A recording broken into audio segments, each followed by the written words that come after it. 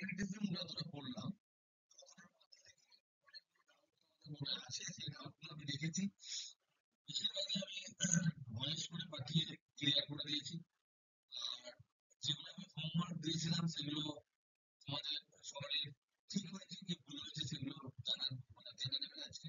আমি সেগুলো হিন্টস এবং ছোট ছোট ক্যালকুলেশন করে তার আগে অনেক কিছু প্রবলেম নিজে থেকে কিছু করা, তারপর আমি ডাউট ক্লিয়ারিং গুলো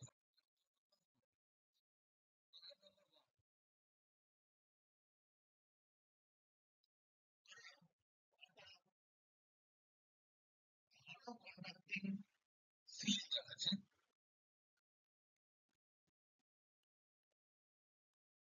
একটি রড ব্যাসার্ধে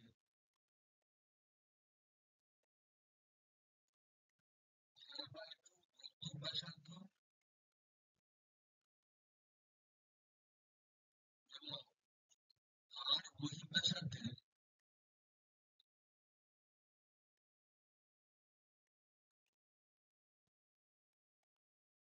একটি কন্ডাক্টর আছে।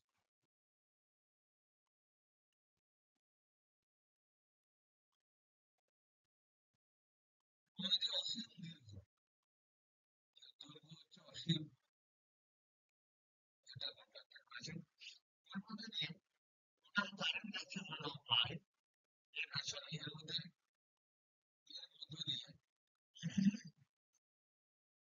মধ্য দিয়ে সুষম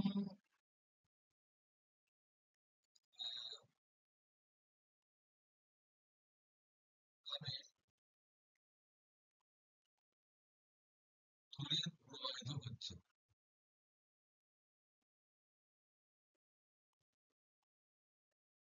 মানে দেখতে কিরকম, ধরে নাও এই হচ্ছে একটা সিলিন্ডার, এটা ইন্টারনাল, এটা হচ্ছে এক্সটার্নাল।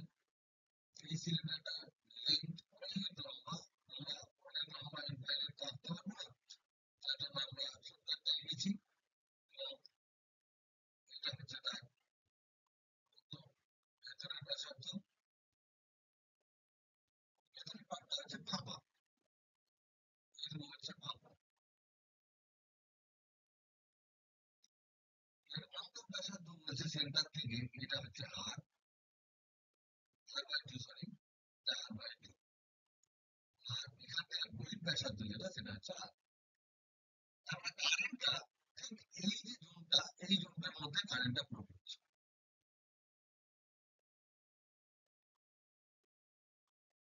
এর মধ্যে দিয়ে কারেন্ট আছে এবং কারেন্ট আছে সুষম ভাবে। মানে হচ্ছে কারেন্টের যে ঘনত্ব, প্রবাহ ঘনত্ব সুষম ভাবে প্রবাহ হচ্ছে মানে প্রবাহ ঘনত্ব কনস্ট্যান্ট।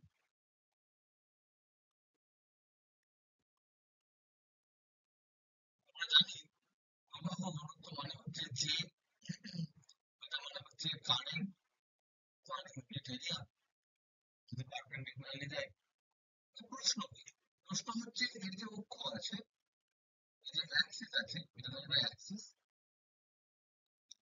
ভেতরে এটা ধরো অ্যাক্সিস।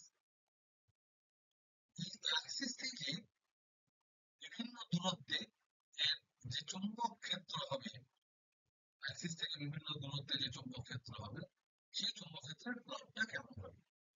মানে অক্ষ থেকে বি এর মান,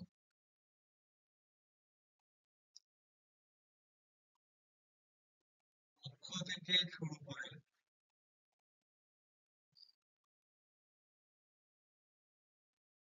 বাইরে অব্দি কেমন ভাবে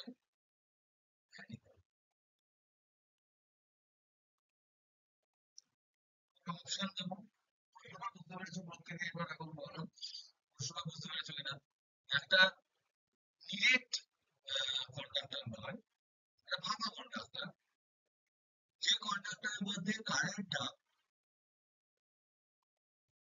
সুষমভাবে প্রবাহিত হচ্ছে, কিন্তু এই যে ফাঁপাটার ফাঁপা অংশের ব্যাসার্ধ হচ্ছে R/2, আর বহিঃ ব্যাসার্ধ যেটা সেটা হচ্ছে আর।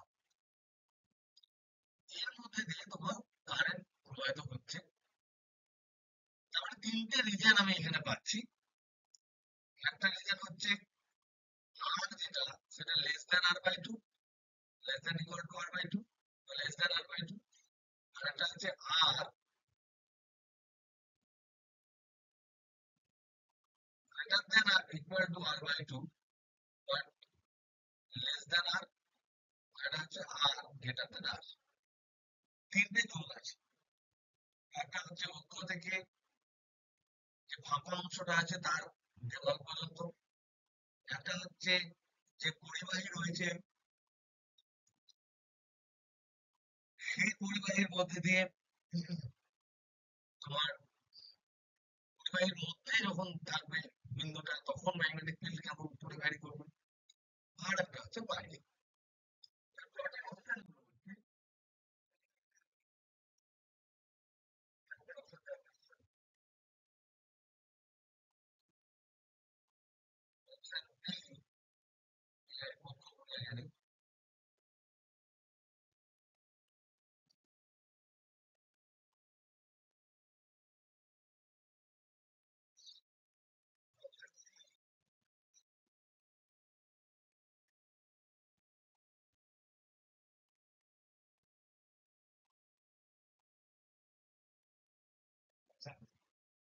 যেমন দিয়েছি সেগুলো আমি আসছি, এই যে বি যেটা লিখছি এটা যে বি এর মান, এটা প্রথম দিয়েছে এরকম, তারপরে এরকম, তারপরে এটা, এটা হচ্ছে আর বাই টু, কথা কথা এটা হচ্ছে R। তারপরটা দিয়েছে আর বাই টু অব্দি কিচ্ছু নেই, আর বাই টু অব্দি কিচ্ছু নেই, তারপর ড্রপ স্ট্যান্ড, তারপরে তারপরে সি দিয়েছে আর বাই টু অব্দি কিচ্ছু নেই, তারপরে এখানে একটা ম্যাগনিটিউড আছে, তারপরে এরকম করে মেরেছে, মেরে তারপরে অপশন ডি, এখানে আর বাই টু পর্যন্ত কিচ্ছু নেই, তারপরে এখানে এরকম করে মেরেছে, তারপরে এই যে এটা হচ্ছে আর, যেটা থেকে চেঞ্জ হচ্ছে সেটা ধরো আর। এই চারটে অপশনের মধ্যে কোনটা তোমাদের সম্ভাব্য হচ্ছে, এর সাথে অপশন ই আমি অ্যাড করে দিচ্ছি,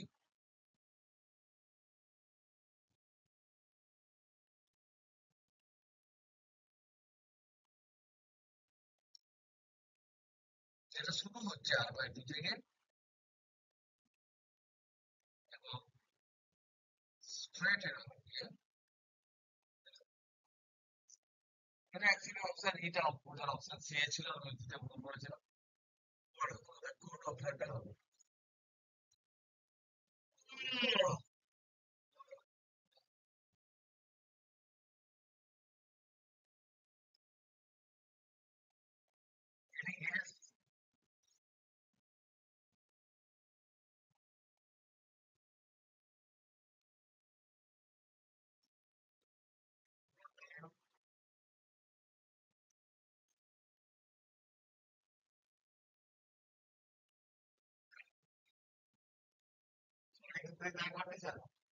কোশ্চেনটা হচ্ছে যে একটা ফাঁপা চুম্বকাকৃতি বিশাল দীর্ঘ এই জায়গাটা ফাঁপা, এর অন্তঃব্যাসার্ধ হচ্ছে আর বাই টু, যে অংশটা ফাঁকা, আর বহিঃব্যাসার্ধ হচ্ছে আর, তার ভেতরটা ফাঁপা, ওই জায়গাটা ফাঁপা, এর মধ্যে দিয়ে কারেন্ট যাচ্ছে সুষম। যেমন আগে আমরা দেখেছি একটা তারের মধ্যে দিয়ে কারেন্ট যাচ্ছে, আই কারেন্ট যাচ্ছে। তো আর দূরত্বে আমরা ম্যাগনেটিক ফিল্ড মেপে বলেছিলাম বি সমান কত বলেছিলাম, M zero I by by R, এরকম বলেছিলাম। এখন এই ধরনের একটা কেস দেখা যাচ্ছে, এটা কি হয়, কারো কিছু মনে হচ্ছে কি অপশন বলে, কোন অপশনটা হবে না সেটা বলুন।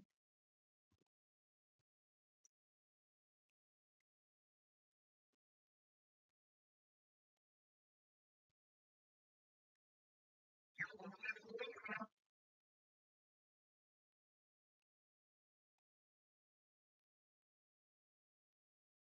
ইটা ভালো করেছে। তাহলে ইতে একটা রাইট করবে। আর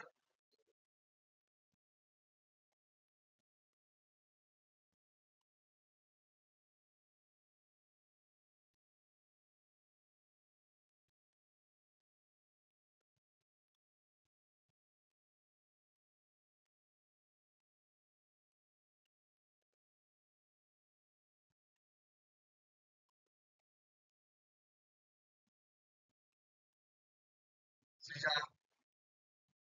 যারা আছো প্রত্যেকে, ধরো প্রথমে যাদের নাম দেখি তাদের নামে ব্যবহার করি, যে যারা নেই তাদের, যারা আছো তারা চুপ করে যাবো, সবাই বলো। ঠিক আছে, একটা অপশন বলো।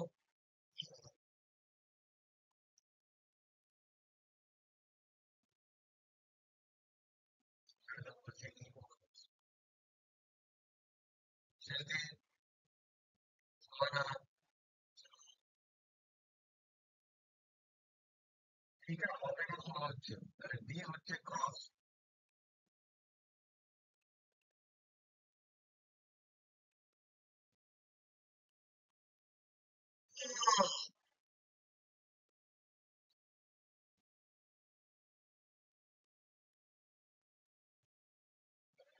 এত দেরি করলে সবাই কি বলবে? দেরি করলে দেখি কি হয়। অ্যাকচুয়ালি কি মনে হচ্ছে, আর এটা বলছে কি তোমরা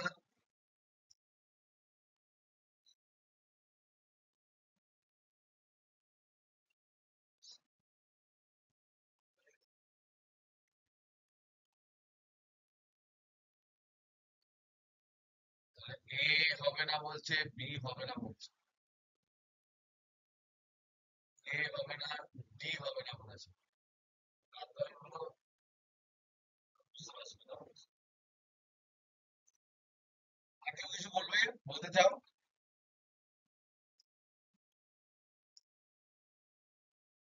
তাহলে এখানে অ্যাকচুয়াল অ্যান্সার হচ্ছে অপশন ডি।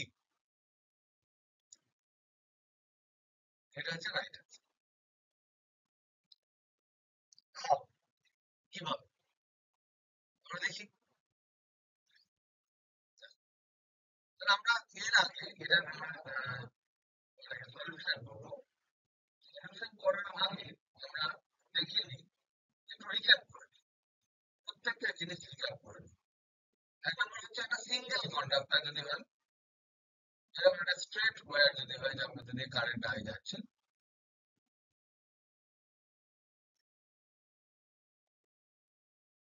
সেই ওয়্যার থেকে আর দূরত্বের কোন একটা বিন্দুতে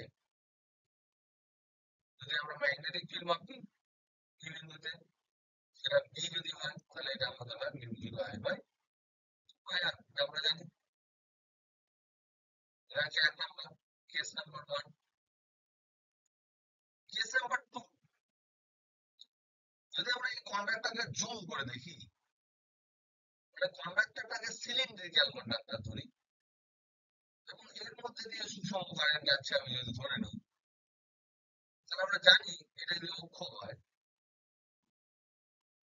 তাহলে আমরা অ্যাক্সিস, তাহলে অ্যাক্সিস থেকে এর মধ্যে দিয়ে টোটাল কারেন্ট যাচ্ছে তোমার আই, তাহলে এর এরিয়া হচ্ছে এ, বা এর রেডিয়াস এর বড় হাতের আর ধরি, তাহলে যে সমান হচ্ছে I by area by R square. তার ভিতরে যদি কোনো পয়েন্টের কথা আমরা আলোচনা করি, এটা আমরা করেছিলাম, ভিতরে যদি কোনো পয়েন্টের কথা আলোচনা করি আর দূরত্বে, তাহলে এখানকার অ্যাম্পিয়ার লুপটা হবে এরকম। তাহলে আই এনক্লোজ বলতে বোঝাবে শুধুমাত্র এখানে যে কারেন্ট গেছে সেইটুকু, এইটুকু তখন আই এনক্লোজ হবে, যদি আর ব্যাসার্ধ হয়। এবার এটাকে যদি টপ ভিউ দেখি, এইভাবে যদি আমি তাকাই, এইদিকে যদি আমি চোখ দিই, নিচের দিকে তাকাচ্ছি টপ ভিউ, তাহলে আমরা দেখতে পাবো কন্ডাক্টরটা এত বড়, এটা হচ্ছে টপ ভিউ, উপর থেকে তাকাচ্ছি, টপ থেকে, তাহলে কন্ডাক্টরটা এত বড়, ব্যাসার্ধ হচ্ছে আর, বড় হাতের আর। এখন এখানের মধ্যে কারেন্ট হচ্ছে সব ক্রস, ক্রস বা ডট যা বলো, ডট ধরে নাও, আমাদের এখানে উল্টো দিকে, উপর দিকে ধরেছি, তাহলে ডট হচ্ছে কারেন্ট। ইউনিফর্ম ডেন্সিটি, কারেন্টের ডাইরেকশন নেই, তবু আমি জাস্ট কারেন্ট কোন দিকে নির্দিষ্ট ডাইরেকশন নেই, কিন্তু এখানে যে ডাইরেকশনটা আমরা ধরেছি সেই ডাইরেকশনের কথা আলোচনা করছি। এবার যদি আমি অভ্যন্তরে ধরি তাহলে এইটা হবে আমার ব্যাসার্ধ, তাহলে অ্যাম্পিরিয়ান লুপটা আমার হবে এরকম। তাহলে এর মধ্যে দিয়ে এই অ্যাম্পিরিয়ান লুপের মধ্যে দিয়ে যতটুকু কারেন্ট যাবে ততটুকু আমি ক্যালকুলেট করবো। তাহলে আমরা জানি পাই আর স্কোয়ারের মধ্যে দিয়ে যায় I current, I R square এরিয়ার মধ্যে দিয়ে যায় আই প্রবাহ, এক এরিয়ার মধ্যে দিয়ে যায় I by pi R square প্রবাহ। অতএব আমরা এখান থেকে বলতে পারি পাই স্মল আর স্কোয়ার, এই যে এরিয়াটা এটা হচ্ছে পাই স্মল আর স্কোয়ার। সেই এরিয়ার মধ্যে দিয়ে কত যাবে কারেন্ট, সেটা হচ্ছে আই এন ক্লোজ। তাহলে pi R square into pi by pi বড় হাতের আর স্কোয়ার। এটা করে এটা করে আমরা যেটা পেয়েছি আই এন ক্লোজড, উত্তরের কেসে যদি আমরা বলি তাহলে আই এন ক্লোজ যেটা আমরা পেয়েছি সেটা হচ্ছে J into pi R square. J মানে হচ্ছে current density, I by pi বড় হাতের আর স্কোয়ার ইনটু পাই ছোট হাতের আর স্কোয়ার। করলে আমি পাই পাই কেটে যাচ্ছে, আমি পাচ্ছি আই বাই বড় হাতের আর স্কোয়ার ইনটু আর স্কোয়ার। আমরা জানি অ্যাম্পিয়ারের যে রুল বি ডট ডিএল সমান হয় mu zero into I N close. এবার এখানে যে লুপটা আমি নিয়েছি, আর ব্যাসার্ধের যে লুপটা নিয়েছি ভেতরে, সেখানে বিটা ওয়েদিকে কাজ করছে, ডিএলটা ওয়েদিকে কাজ করছে। তাহলে এরা হচ্ছে একই দিকে। যেমন ভাবে করেছি এই লুপটা সি লুপ, সেক্ষেত্রে আমরা পেয়েছি বি ডিএল cos 0 ডিগ্রি সমান হচ্ছে mu zero into I enclose. DL মানে হচ্ছে বি ইন্টু 2 পাই আর। এর ডিএল এর ইন্টিগ্রেশনটা হবে 2 পাই আর, বি কনস্ট্যান্ট, এটা হচ্ছে 1, সমান হবে mu zero into I, I enclose এর ভ্যালুটা বসাচ্ছি আর স্কোয়ার বাই আর স্কোয়ার। এখান থেকে আমার একটা আর কাটবে। তো এখানে আমরা দেখতে পাচ্ছি যে বি ইকুয়াল টু হচ্ছে mu zero I R by 2 pi R square.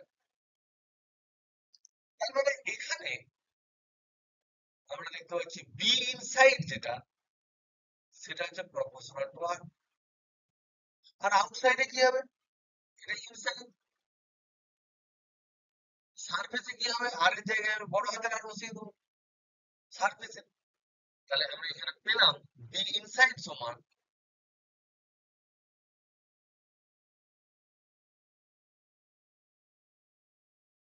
Mu zero I R by pi বড় হাতের আর স্কোয়ার। তাহলে বি এক সারফেস কত হবে, তাহলে আর এর জায়গায় তখন আর বসিয়ে দেবো, সারফেস মানে তাই। বসালে আমরা কত পাবো, এখানে বসালে পাবো মিউ জিরো আই বড় হাতের আর বাই পাই বড় হাতের আর স্কোয়ার। তাহলে একটা আর কেটে যাবে, তাহলে mu zero I by 2 pi আর হচ্ছে যে ফর্মুলাটা। তাহলে ইনসাইড হলো, সারফেস হলো, আউটসাইডে কি হবে, আউটসাইডের ফর্মুলা একই, কি আউটসাইডের ফর্মুলা সে একই হবে। এটা যদি একটা কন্ডাক্টর হয়, তার বাইরে যদি আমি চলে যাই, তাহলে আমি দেখবো টোটাল এখানে যে লুপটা নেব, সেখানে যে প্রবাহটা হবে সেটা টোটাল কারেন্টটা হবে আই কারেন্টটাই হবে। তাহলে আউটসাইডের ক্ষেত্রে আমরা দেখতে পাবো যে বি ইকুয়াল টু হবে বি আউটসাইড সমান হবে mu zero I by 2 pi small R. এটা যদি আমরা প্লট করি এর ক্ষেত্রে, যেখানে একটা সুষম চুম্বকৃতি কন্ডাক্টরের ক্ষেত্রে যদি আমরা প্লট করি এরকম করে, এটা যদি বি এর মান হয় এদিকে, বি এর মান, আর এইদিকে যদি আমরা ব্যাসার্ধ হয়, সেই মানটাকে যদি প্লট করি তাহলে দেখবো কেন্দ্রতে জিরো, কারণ আর এর ভ্যালু জিরো যদি বসিয়ে দিই তাহলে কেন্দ্রতে জিরো হয়ে যাবে। তারপর রেডিয়াস পর্যন্ত এটা স্ট্রেট বাড়বে, একদম স্ট্রেট বাড়বে। তারপর এটা এরকম করে কনভার্ট, তাহলে এটা প্রপোর্শনাল টু আর, এটা প্রপোর্শনাল টু 1/r হবে। কিন্তু এই দুটোই আমাদের প্রবলেম নয়, আমাদের প্রবলেম না, কিন্তু ডিফারেন্ট। আমাদের প্রবলেমটা কি, একটা মধ্যেখানে ফাঁপা, মধ্যেখানে ফাঁপা হলে কি হবে, কারেন্ট যে প্রবলেমটা আমরা ডিল করছি সেই প্রবলেমটা বোঝার চেষ্টা করি। সেই প্রবলেমে দেখো আমরা যদি টপ ভিউ দেখি এটা হচ্ছে এরকম রয়েছে কারেন্ট প্রবাহিত হচ্ছে তোমার শুধুমাত্র এই জায়গাটায় কারেন্ট প্রবাহিত হচ্ছে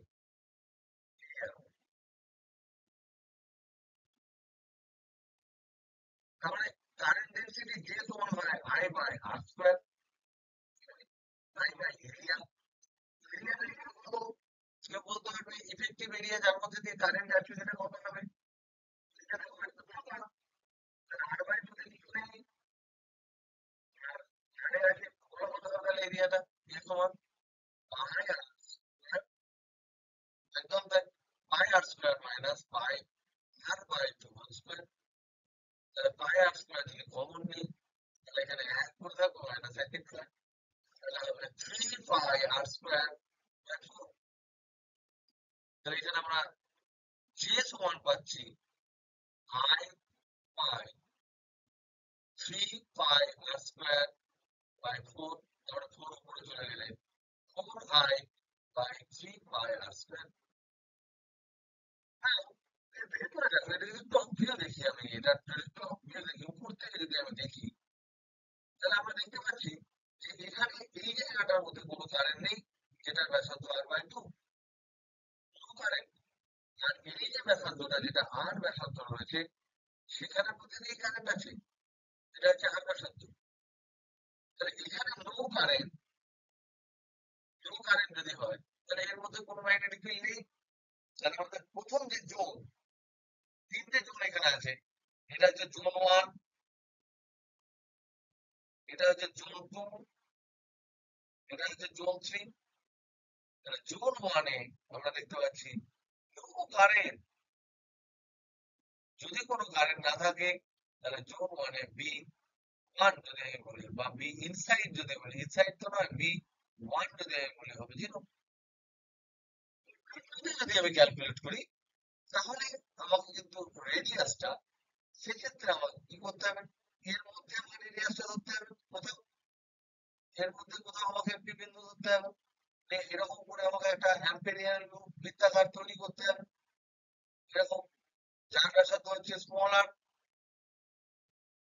তাহলে করলে আমি কি পাবো সে একই পাবো বি ডট ডিএল সমান integration B dot dl close integral সমান ইন্টু আই আই এর ক্লোজটা কত হবে সেটা বলো আই এর ক্লোজটা দেখো এখানে হবে এই যে এরিয়াটার মধ্যে আই কত হবে এই এরিয়াটার ক্ষেত্রফল কিন্তু যে যে মানে তো একক ক্ষেত্রফলের প্রবাহ ক্ষেত্রফল ভাগ করে ফেলতে পারলে তার সাথে যে গুণ করে দিলেই আমি পেয়ে যাবো সুষম মানে যেহেতু সুষম ডাইরেক্ট আমরা এরিয়া দিয়ে গুণ করতে হবে যদি অসম হতো তাহলে ইন্টিগ্রেশন করতে হতো তাহলে চতুর্থ এর জন্য চতুর্থ এর জন্য আমরা দেখতে পাবো এইটা হচ্ছে আর বাই টু এটা হচ্ছে আর কিন্তু আমি এখানে ক্যালকুলেট করছি এটা হচ্ছে আর এর মধ্যে দিয়ে এটা হচ্ছে অ্যাম্পেরিয়ান লুপ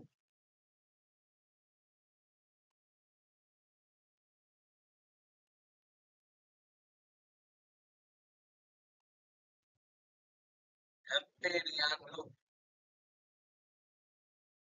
তাহলে এর মধ্যে দিয়ে আমাকে ক্যালকুলেট করতে হবে সি হয় ফর্মুলা কি ফর্মুলা হচ্ছে close integral D dot DL সমান হচ্ছে mu zero into I enclose mu zero আমার আই এনক্লোজ মানে কি আই এনক্লোজ মানে হচ্ছে J into area effective area মানে এই পার্টটুকু তাহলে হবে কত pi small R square minus pi R by two whole square তাহলে পাই কমন নিলে যে pi R square minus R square by four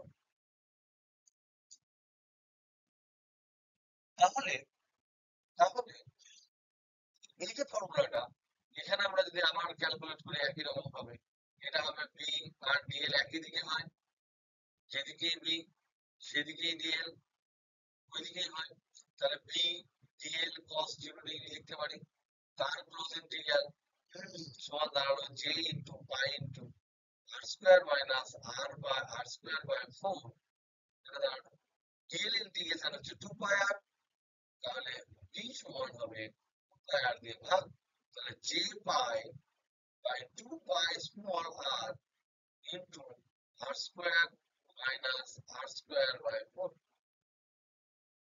তো pi pi কাটবে, তাহলে হবে j by 2 r, j by 2 into 1 by r, বা এরকম লিখতে পারি r square minus r square by 4 by r।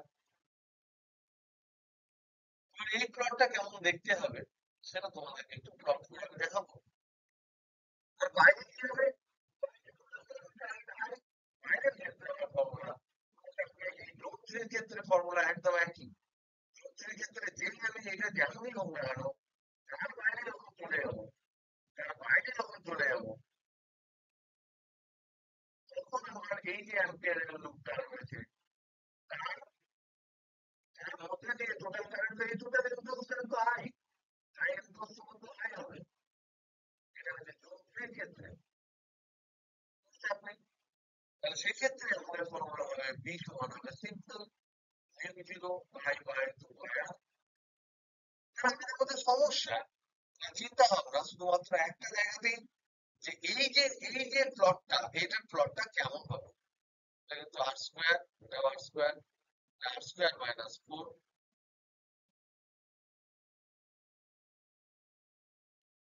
আমরা একটু প্লট করে দেখি, ফর্মুলাটা সবাই টোকা লিখে এরকম করো।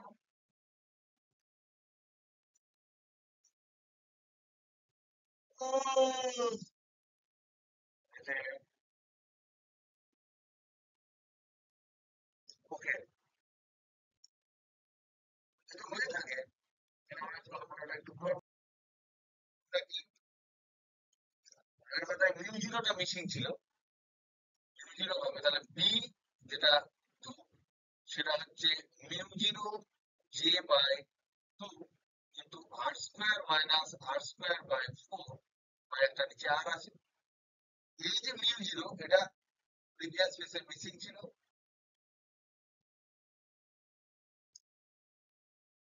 মিসিং, এটা প্লিজ চেক করে নিও, চেক করে নিও না, প্লিজ লিখো।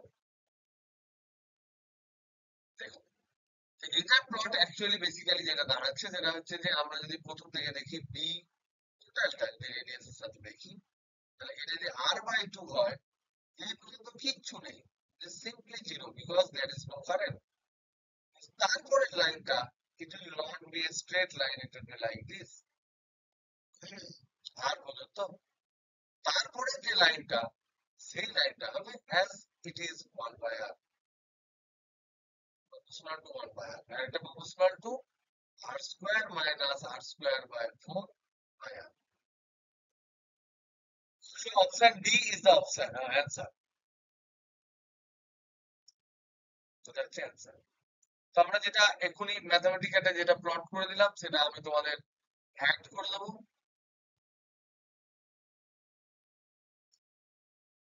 নেক্সট প্রবলেম হচ্ছে সলিনয়েড।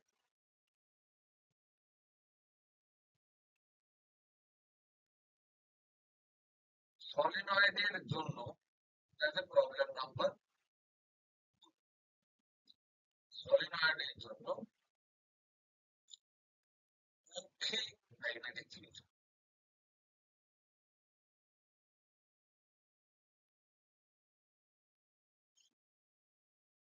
এটা আমরা একদম সুন্দরভাবে লিখে ফেলি, এই যদি সলিনয়েড হয়, যদি আমরা একটা সলিনয়েড ধরি,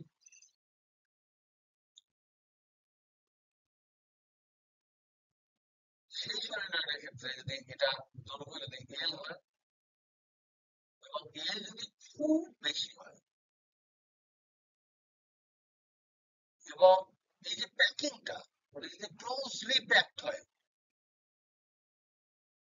ক্লোজলি প্যাকড যদি হয়, তাহলে আমরা জানি যে সলিনয়েডের মধ্যে যে ম্যাগনেটিক ফিল্ডটা হয় যদি ডাইরেকশন এরকম হয়, বি ইনসাইড যেটা হয় সলিনয়েডের মধ্যে দিয়ে, অ্যাক্সিসের মধ্যে দিয়ে, সেটা হয় মিউ0 এন আই। আমরা মনে করি কি, এই এই যে এন, এটা কি, আই এটা কি,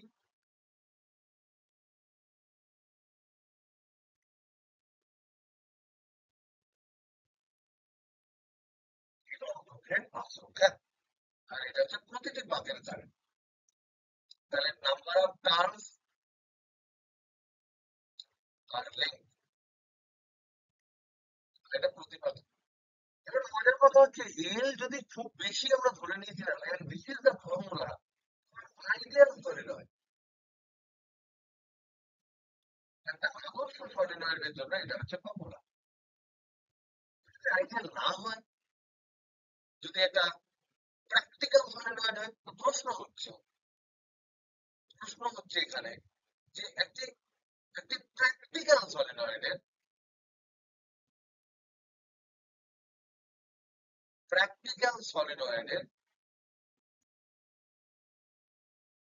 পক্ষে এবং প্রান্তে বি সমান কত, ওটা হচ্ছে প্রশ্ন। সেটা কিন্তু আমাদের অ্যাটলিস্ট ক্যালকুলেশনটা আমি হিন্টস দিই, এবং এটা কিন্তু তোমাদের জানা দরকার। কারণ বাই চান্স যদি তোমাদের পরীক্ষায় পড়ে যায়, এইচএসে হয়তো বললো না কিন্তু অন্যান্য পরীক্ষায় পড়ে যায়, তো জাস্ট ইনফরমেশন জানার জন্য টিক মেরে দিলেই কিন্তু হয়ে যাবে। এবারে দেখে নিই, তাহলে একটা হচ্ছে আদর্শ সলিনয়েড,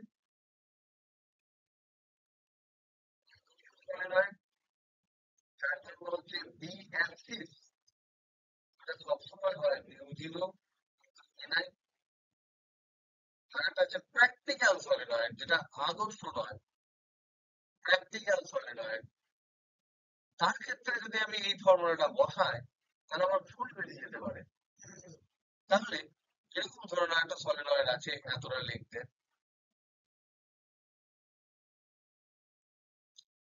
তাহলে এটাকে আমরা এই যে এই পার্টে দেখো, এটা যদি একটা তল ধরি, তাহলে তলের এই জায়গাটায় এটা বেরিয়ে আসছে, আর এই জায়গাটায় ঢুকছে কারেন্ট, আবার এখানে বেরিয়ে আসছে, এখানে ঢুকছে কারেন্ট, এখানে বেরিয়ে আসছে, এখানে কারেন্ট ঢুকছে। তাহলে এখানে বেরিয়ে আসছে মানে আমি এগুলোতে বলতে পারি ডট, একটা কয়েল বেরিয়ে আসছে মানে ডট বলতে পারি।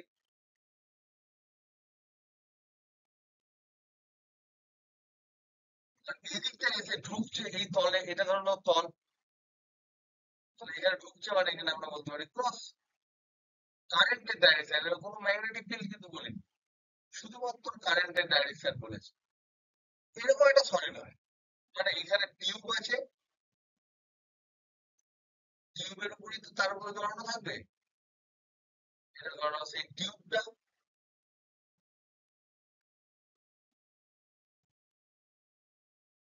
এর মধ্যে সলিনয়েড আছে যার দৈর্ঘ্য ধরলাম এল। এবার তোমাকে বলেছে যে এইটা হচ্ছে তার Axis,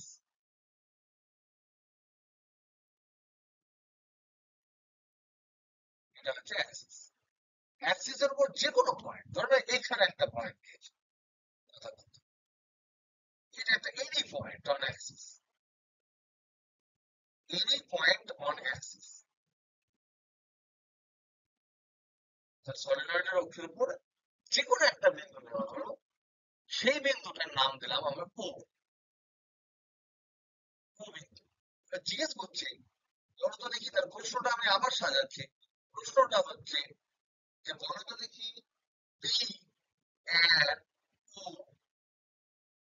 point O, B at point O on the axis, এটা সমান কত হবে? এটা কি মিউ জিরো এনআই হবে? অ্যান্সার হচ্ছে না, it is not mu zero NI. Mu zero NI তখনই আমরা ধরেছিলাম যখন ধরেছিলাম এটা বিশাল দৈর্ঘ্য, আমরা এটাকে ক্যালকুলেট করবো। তো this is a very good thing, যেটা ক্যালকুলেশনটা তোমাকে হিন্টস দেবো এবং ছেড়ে দেবো, তোমরা হোমওয়ার্ক হিসেবে ক্যালকুলেশন করবে। আমি জাস্ট এটার অ্যান্সারটা বলে দেবো আর হিন্টসটা বলে দেবো। ওকে, তাহলে আমরা প্রবলেমটা কি বোঝা গেল? দেখো দুটো তিনটে চারটে প্রবলেম আমরা করবো, ধরবো, যে প্রবলেম গুলো করলে তোমাদের অনেকটা যে ক্লিয়ার হয়, সেরকম আমার বেসিক আইডিয়া। তারপরে তোমরা বই থেকে তারপর আমরা যখন অঙ্ক করবো দেখবো 1 সেকেন্ডে হাজার হাজার করে 50টা অঙ্ক হয়ে যাচ্ছে, সেগুলো তোমরা করতে পারো। কিন্তু এই জিনিসগুলো কিন্তু জানা দরকার। তুমি আমাকে প্লিজ একটু বলো প্রবলেমটা কি বোঝা গেল? মানে প্রশ্ন না বুঝলে কিন্তু অ্যান্সার ভালোভাবে বুঝতে হবে। প্রশ্ন বোঝা গেছে, হ্যাঁ কি না? নাকি বুঝতে পারোনি? বুঝতে পেরেছো? ওকে, তো হয় হয়েছে চলো, বুঝতে পারি। সেদিন ভিজিট কোথায় গেল? যখন সুমিয়া, নাই কোথায় গেলি? Anyway, তাহলে এটা ধরো মিউচুয়াল এনআই, এটা নয়, তাহলে এটা অ্যান্সারটা কি হবে? তাই আমরা এটা অ্যান্সারটা হচ্ছে এরকম হবে যে ধরে নাও কয়েনগুলো আমি সাজাচ্ছি না,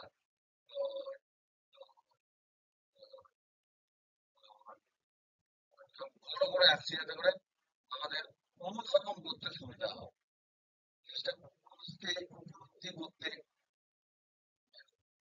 আমাদের মধ্যে এই যে ক্রস আর ডট গুলো লিখছি এগুলো কার গো?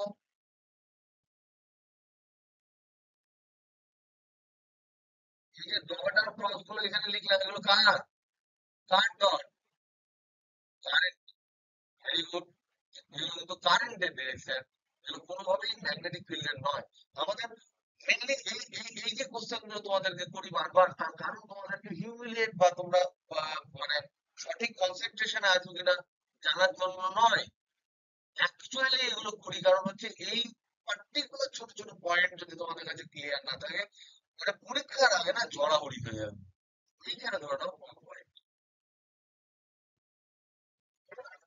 এই যে লুপটা, এটাকে আমরা একটা থিম কয়েল ভাবতে পারি, এটাকে একটা কয়েল ভাবতে পারি, এগুলো কয়েল ভাবতে পারি, এরকম কয়েল ভাবতে পারি, অনেকগুলো কয়েল ভাবতে পারি। সব কাছাকাছি, আমি অনেক দূরে দূরে এঁকেছি কিন্তু কাছাকাছি। তাহলে এই যে কয়েলের শীর্ষবিন্দু থেকে এখান থেকে এই পয়েন্টের যে অ্যাঙ্গেলটা, এই অ্যাঙ্গেলটা ধরলাম থিটা 2। আর এই দিকে যেটা আছে শীর্ষবিন্দু, তার যে অ্যাঙ্গেল, এই অ্যাঙ্গেলটা ধরলাম theta 1।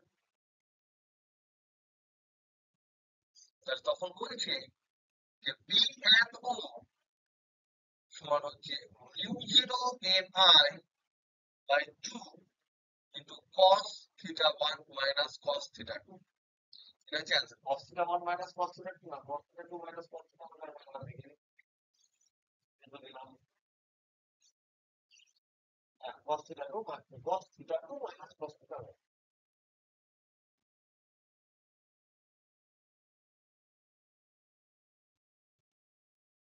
cos theta 2 minus cos theta 1। এটা করো। কি করে ক্যালকুলেট করেছে?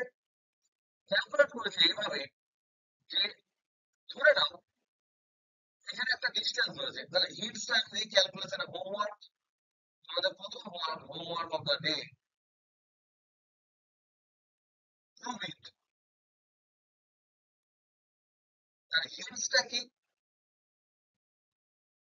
হিন্টসটা হচ্ছে যে ধরে নাও এখানে একটা ছোট্ট প্যাচ নিচ্ছি, মানে এই কয়েলের একটা ছোট্ট প্যাচ নিচ্ছি আমি, যার থিকনেস হচ্ছে dx, এবং সেটা, এটা এলিমেন্ট কোনো একটা পয়েন্টে নিচ্ছি, সেটা এটা কিন্তু পরপর পরপর চলতে থাকছে, এরকম কিন্তু পরপর কয়েল কয়েল কিন্তু পরপর আছে, কিন্তু আমি একটা ছোট্ট প্যাচ নিয়েছি, এই পয়েন্টটা ধরলাম ও বিন্দু, সেটা এখান থেকে এক্স দূরে আছে, এবং এখানে কারেন্ট হচ্ছে আই।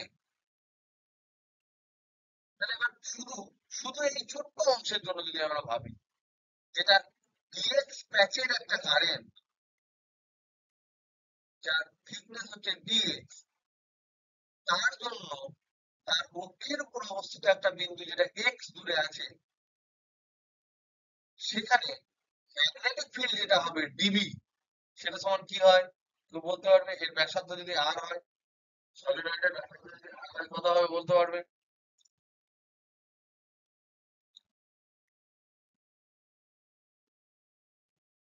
এখানে কারেন্ট আছে আই, প্রতিটি পাকে কারেন্ট আছে আই। ডিএক্স, ডিএক্স হচ্ছে উইথ কারেন্টের, আর হচ্ছে সেই সার্কুলার রূপের ব্যাসার্ধ, অক্ষ থেকে অক্ষ বরাবর কোন একটা বিন্দু হচ্ছে ও বিন্দু, সেই ও বিন্দুতে এই ডিএক্স প্যাচের জন্য ডিএক্স একটা সার্কুলার, মানে ধরে নাও তোমাদের যে অনেকগুলো চুড়ি থাকে, যখন তোমরা চুড়ি কিনতে যাও অনেকগুলো চুড়ি থাকে, অনেক অনেক অনেক অনেক অনেক অনেক অনেক অনেক এরকম চুড়ি থাকে, থাকে না? সেটা কিনেছিস চুড়ি এরকম অনেকগুলো জিনিস তো, এই যে চুড়িগুলো এটা ধরনের সলিনয়েড। এবার আমি তার মধ্যে থেকে বলেছি যে তুমি ছোট্ট একটা প্যাচের জন্য যার মধ্যে দিয়ে কারেন্ট আছে, যার থিকনেসটা আমি বলেছি ডিএক্স, তার জন্য এই পয়েন্ট থেকে তার অক্ষ থেকে এক্স দূরত্বে কোন একটা বিন্দু আছে, যে বিন্দুটার নাম হচ্ছে ও, সেই ও বিন্দুতে ম্যাগনেটিক ফিল্ড কত হবে সেটা বলো। ফর্মুলা কি আমার, অ্যাক্সিসে ফর্মুলা কি, এটা আমার সেই সার্কুলার রূপে ফর্মুলা, μ0/2 ইন্টু আই, এই আই এর জায়গায় কি বসবে সেটা বলবে তোমরা। বাদ বাকি আমি ফর্মুলা লিখছি R square by R square plus X square whole to the power 3/2। তা বুদ্ধি করে বলো তো দেখি, এখানে কারেন্টের জায়গায় আমরা কি বসাবো? কারেন্ট আই হতো, তাহলে লিখতাম μ0I/2 into R square by R square plus X square whole to the power 3/2।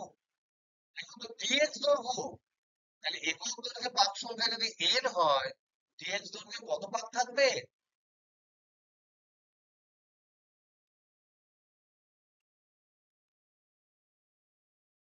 I into dx into I, sorry I into শুধু ডিএক্স হবে, আই ইন্টু এন ডিএক্স হবে না?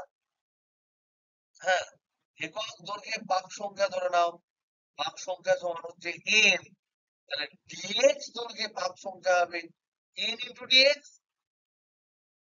তাহলে কারেন্ট কত হবে এইটুকুর মধ্যে দিয়ে, নেট কারেন্ট কত হবে, নেট প্রবাহ যেটা, সেটা এখানে বসবে, আমার এখানে বসবে, সেই নেট প্রবাহটা হবে এন একক দৈর্ঘ্যে পাক সংখ্যা, কিন্তু দৈর্ঘ্য হচ্ছে ডিএক্স, প্রতিটি পাকে কারেন্ট হচ্ছে আই, এটা বসবে।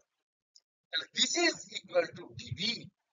তাহলে ডিভি ইকুয়াল টু কি হলো, μ0/2 n dx I into r square by r square plus x square to the power 3/2। তাহলে এটা কার জন্য হলো, ছোট্ট একটা অংশের জন্য হলো। এবার আমি পুরোটার জন্য ক্যালকুলেট করবো, দেখবো কি হয়, তাহলে তোমার হয়ে যাবে। তাহলে দেখো এটাকে আমরা যদি আমরা দেখি, ডিভি ইকুয়াল টু দাঁড়ালো μ0/2, I মানে হচ্ছে n I dx into r square by r square plus x square, dx আর ওই x একই, হ্যাঁ, dx x একই, x square টু দি পাওয়ার 3 তো এটা ডিভি। তাহলে এবার দেখো তো এইটা যদি আমার লুপ হয়, আর এখান থেকে এটার ডিস্টেন্স যদি x হয়, এটা যদি r হয়, এটা যদি আমি স্মল r ধরি, তাহলে স্মল r সমান রুট ওভার আর স্কোয়ার প্লাস এক্স স্কোয়ার হবে না? আর এই অ্যাঙ্গেলটা যদি আমি থিটা ধরি, যদি থিটা ধরি, তাহলে এক্স আর আর এর মধ্যে সম্পর্ক কি?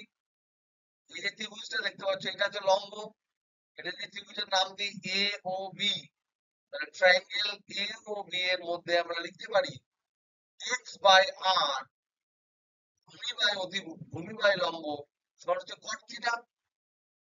তাহলে X equal to R cot theta, তাহলে ডিএক্স ইকুয়াল টু কি হবে, কট থিটার ডিফারেন্স কি হয়, ডিএক্স বাই ডি থিটা সমান কত হবে, আর মাইনাস কোসেক স্কোয়ার থিটা, এটা হবে। তাহলে ডিএক্স সমান কি হবে, এখানে তো ডিএক্স আছে, ডিএক্স টাকে রিপ্লেস করবো, তাহলে ডিএক্স সমান হবে minus R cosec square theta D theta.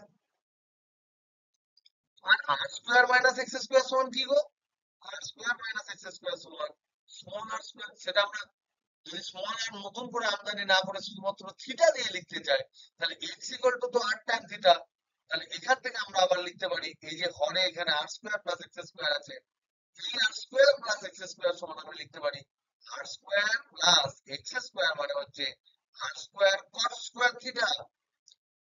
আর স্কোয়ার যদি কমন নিই, one plus cot square theta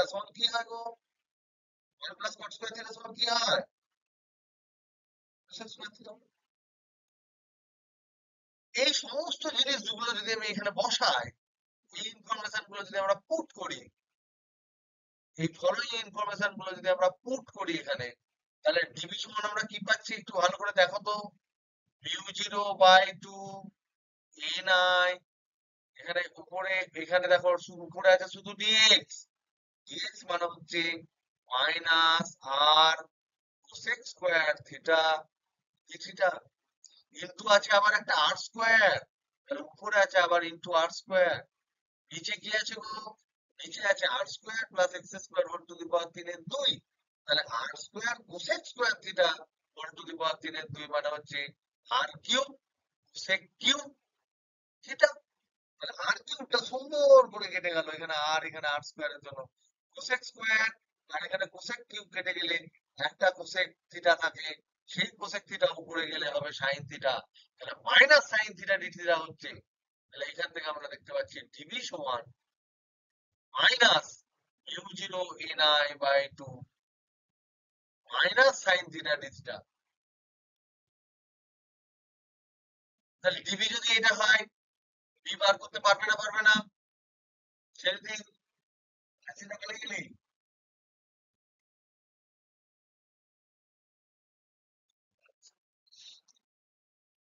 ঠিক আছে, একটু গলা আওয়াজ হতে দেখি।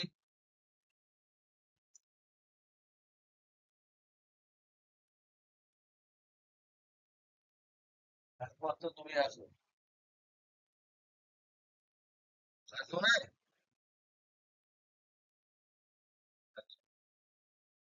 শেষ করতে পারছি না, এই শেষটা যেভাবে নিজে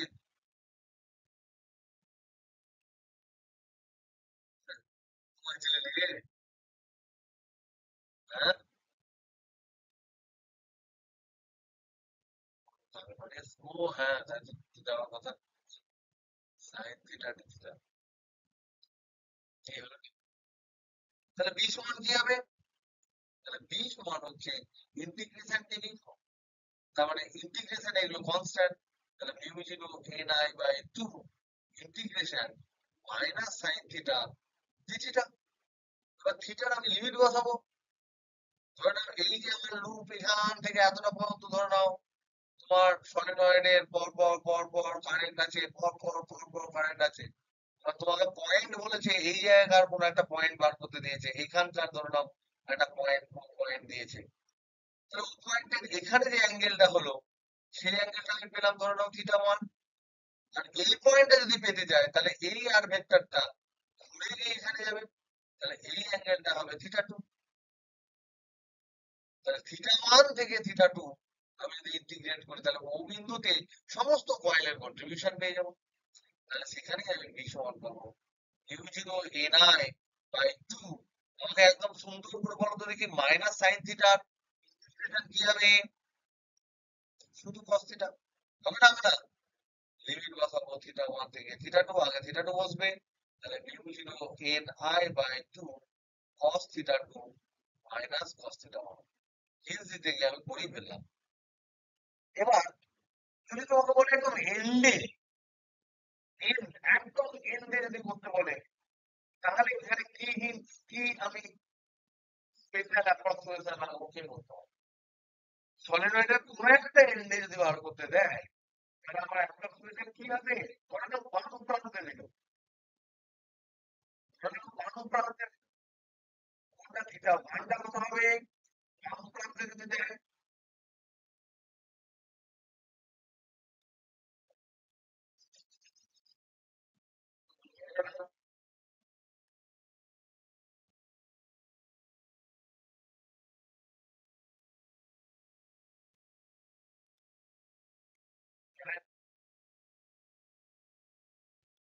θ2 হবে, আর θ1টা হবে 90 ডিগ্রি। মানে এইটা হলো জেনারেল, যে কোনো একটি বিন্দুতে, যে কোনো বিন্দুতে যদি যে কোনো বিন্দুতে যেটা কক্ষে আছে, কক্ষে অবস্থিত যে কোনো বিন্দুতে সলিনয়েডের জন্য ম্যাগনেটিক ফিল্ড বি। তাহলে যদি এন্ডে বলি, তাহলে বি অ্যাক্সিস সমান হলো আমার μ0 ni/2 cos θ2 minus cos theta 1। এবার এন্ড যদি বলি, ধরো লেফট এন্ডে যদি কথাটা আমরা বলি, তাহলে ধরো নাও এখানে হবে আমার এখানে আমার হবে ধরো নাও এরকম হলো পর এখানে তোমার কয়েন গুলো আছে, ধরো নাও এরকম কয়েন তার আছে, আর এখানে ওমেনুতে চলে এসেছে। তাহলে এইটা আমরা এখন ওমেনুর সাথে এটা অ্যাঙ্গেল অ্যাক্সিসের সাথে, তাহলে এটা 90 ডিগ্রি হলো, এর অক্ষের সাথে এই কোণটা 90 ডিগ্রি হলো, থিটা কোণ আমার 90 ডিগ্রি হয়ে গেল। আর থিটা টু আমি জানি না, থিটা টু আমি জানি না কত হবে, 90 প্লাস সামথিং হবে, এটা থিটা টু। এখানে তখন হবে এই অ্যাক্সিসের ক্ষেত্রে থিটা ওয়ান সমান হবে 90 ডিগ্রি, থিটা টু সমান হবে থিটা, কিছু একটা থিটা টু হবে। তার মানে এখানে হবে এই এন্ড ওয়ান এন্ডে হবে mu zero N I by two into cos theta two. এবার বলো তো দেখি এই ফর্মুলাটা ইউজ করে যদি আদর্শ সলিনয়েডের এন্ডে বার করতে বলি, একটা লম্বা সলিনয়েডের এন্ডে বার করতে বলি, তাহলে তখন কি হবে?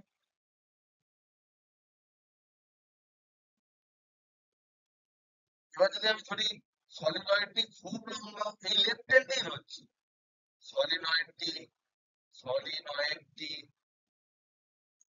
বিশাল লম্বা, তাহলে বি এন্ড কত হবে?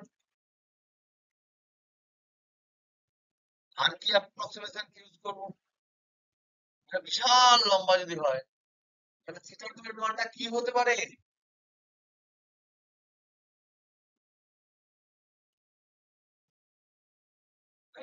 90 ডিগ্রি হবে। 90 ডিগ্রি হবে, থিটা টু কোথা থেকে কোথায় নিয়েছি তুই বল? এখান থেকে শুরু করে এখানে নিয়েছি, ধীরে ধীরে হবে এখনো পর্যন্ত চলে যায়, তাহলে থিটা টু এর মানটা কি হবে? এখান থেকে এরকম করে যদি চলে যায়, কত হচ্ছে থিটা টু? ধীরে ধীরে ধীরে ধীরে থিটা টু কি হচ্ছে? ধীরে ধীরে ধীরে ধীরে 180 ডিগ্রি হচ্ছে।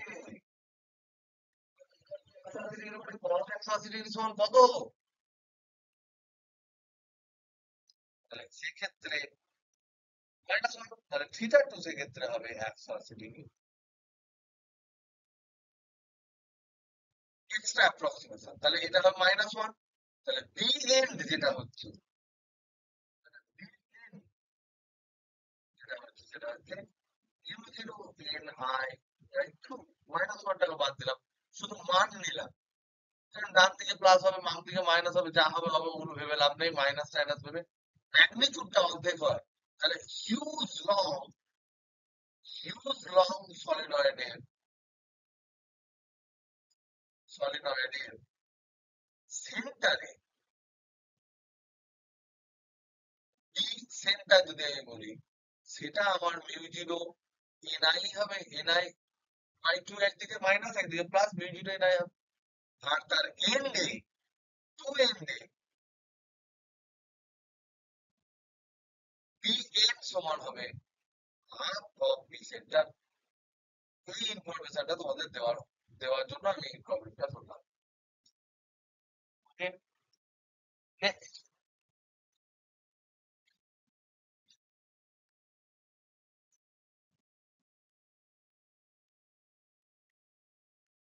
তোমাদের যে প্রবলেমটা দিয়েছিলাম এবার, তোমাদের বড় হোমওয়ার্ক কোথা থেকে? দেখো হিন্টস প্রত্যেকেই করে ফেলেছো। সাইক্লোটনের যে হোমওয়ার্কটা সেটা আমি একটু বলে দিই।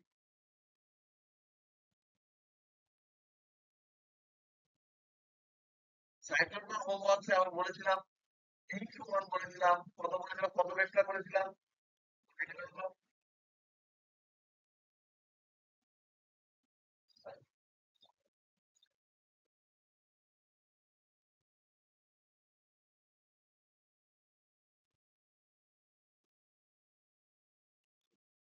এই সমান হচ্ছে 1.5 টেসলা।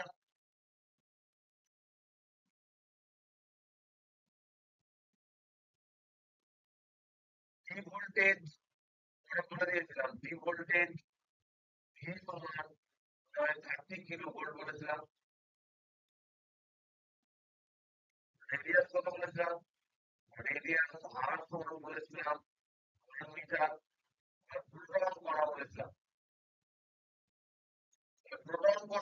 হচ্ছে কিউ আর এম আমার জানা, এম সমান 1.67 into 10 to power minus 27 KG, Q সমান হচ্ছে 1.6 into 10 to power minus 19 coulomb. এই জানা, সব জানা। তাহলে আমাদের ই কাইনেটিক এনার্জি ম্যাক্স যে ফর্মুলাটা হয় Q square B square R square by 2m হবে। এটা বসানে প্রথম যেটা রেজাল্ট পাবো সেটা জুলে পাবো। কে এই ভুলটা করেছিল?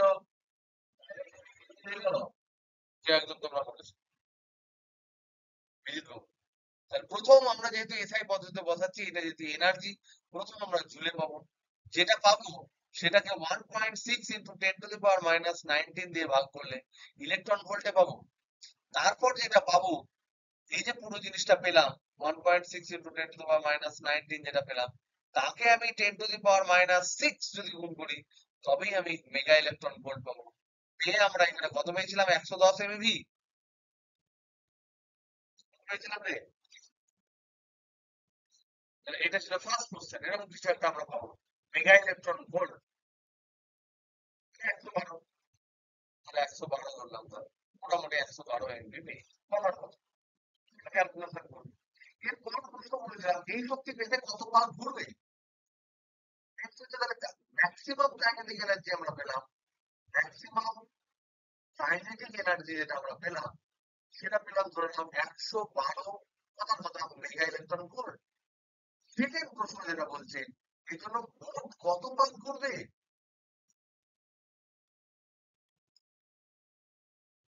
সেটার অ্যান্সার আমাদের আজকে যে সাইক্লোটনে আমরা দেখেছি এরকম দুটো টি আছে, আর ডি গুলো ডি, এগুলোকে ডি বলা হয় যারা এরকম আরএফ ভোল্টেজের সাথে, এরকম ভোল্টেজের সাথে, অল্টারনেটিভ ভোল্টেজের সাথে যুক্ত।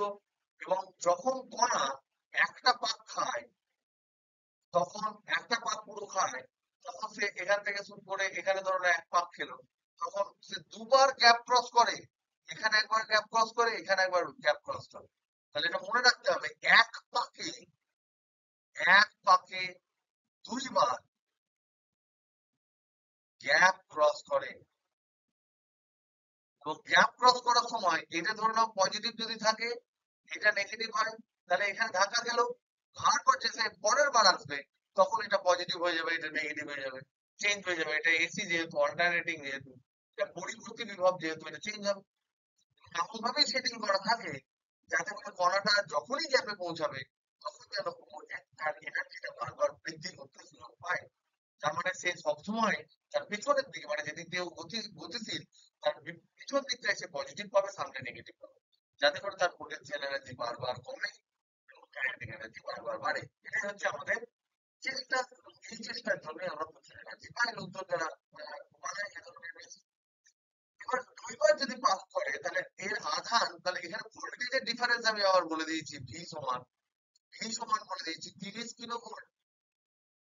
তাহলে প্রতি প্রতি প্রতিবার গ্যাপ যখন ক্রস করবে, গ্যাপ ক্রসে এনার্জি কত পাবে, এনার্জি গেন, কাইনেটিক এনার্জির গেন কত হবে, যতটা পোটেনশিয়াল এনার্জি ও হারাবে, কত হারাবে, কিউ ইন্টু ভি হারাবে, সেটা হচ্ছে চলে যাবে।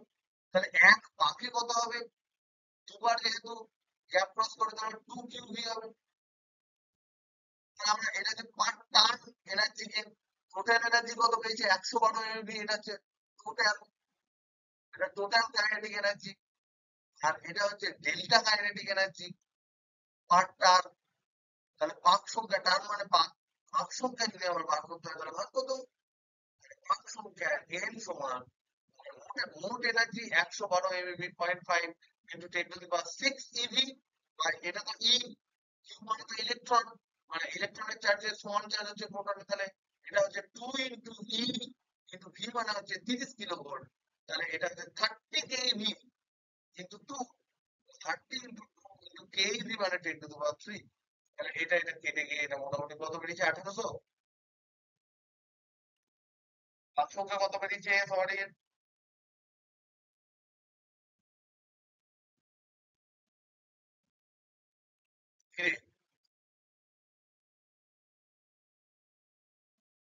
তাহলে 1875, মোটামুটি 1875।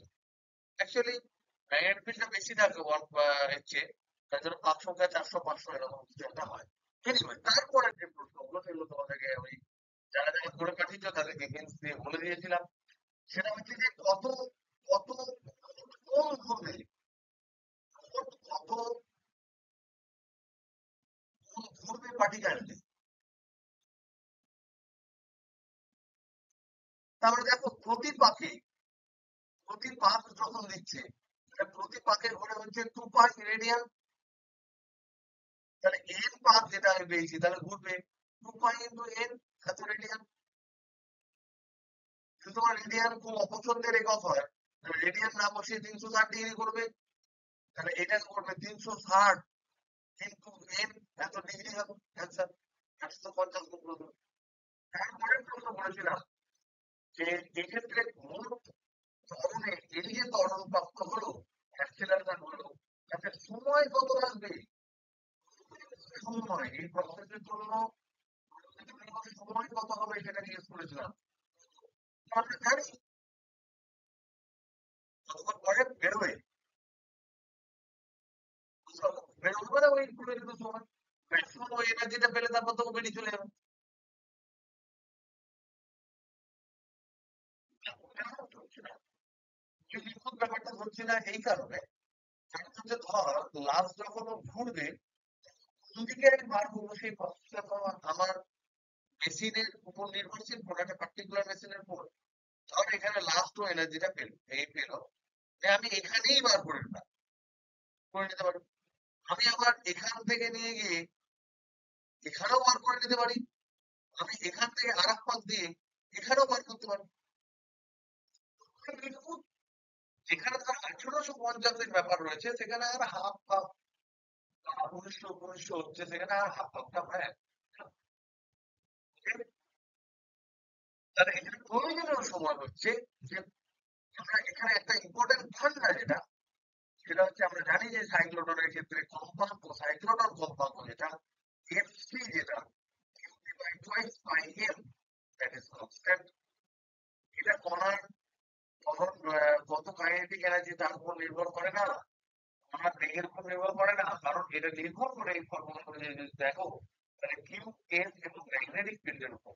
সাইক্লোটনে যেহেতু মোটামুটি ম্যাগনেটিক ফিল্ড আর ওই এম যেটা আছে তার অনুপাত কনস্ট্যান্ট রাখা হয় বা দুটোই প্রায় কনস্ট্যান্ট রাখা হয়, তাই এফসিটা তেমন চেঞ্জ করে না।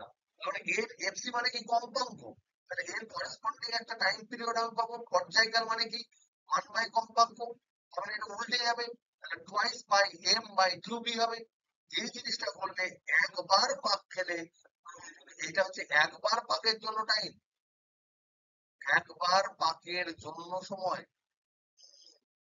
তাহলে এর বারের জন্য যা হবে তাই, তাহলে মোট প্রয়োজনীয় সময়, মোট প্রয়োজনীয় সময়, সময় হচ্ছে টি, এটা যদি আমি বলি that is equal two N into capital T, যা হবে তাই। এই এই এই এন ইনটু ক্যাপিটাল টি এর ভ্যালুটা মোটামুটি রেঞ্জ কি আসতে হবে, -8 লেভেলের স্কেল আসো। আর কিছু পাঠাতে তো সাইকেল করে পাঠালাম,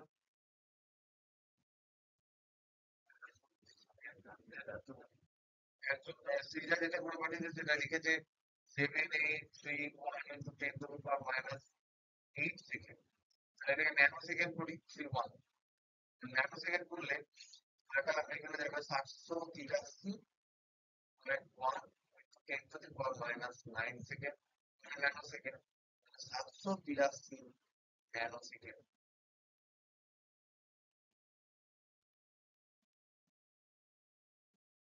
দেখে নিও মানে এই মোটামুটি এই রেঞ্জটা ন্যানো সেকেন্ড, 700 থেকে 800 ন্যানো সেকেন্ড, 700 থেকে 800 ন্যানো সেকেন্ড, এই সমস্ত যে ঠান্ডাগুলো এগুলো কিন্তু মানে আমি জাস্ট তোমাদেরকে এটা দেওয়ার জন্য আমরা দিয়েছিলাম যে একটা আইডিয়া পাওয়ার জন্য যে কত টাইম লাগে এত এনার্জি পেতে গেলে।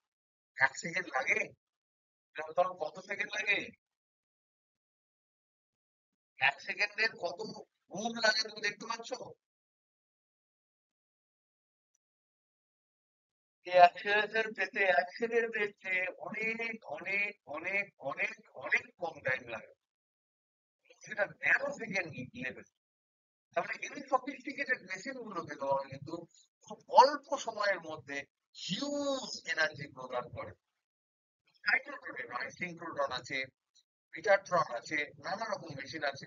সেই সমস্ত মেশিন গুলোতে কিন্তু এই ধরনের ইয়ে রয়েছে। আরেকটা যেটা হোমওয়ার্ক দিয়েছিলাম সলিনয়েডের ক্ষেত্রে, এটা সবাই করেছো, যেটা বেস্ট করেছে আমি সেটা গ্রুপে পাঠিয়ে দেবো।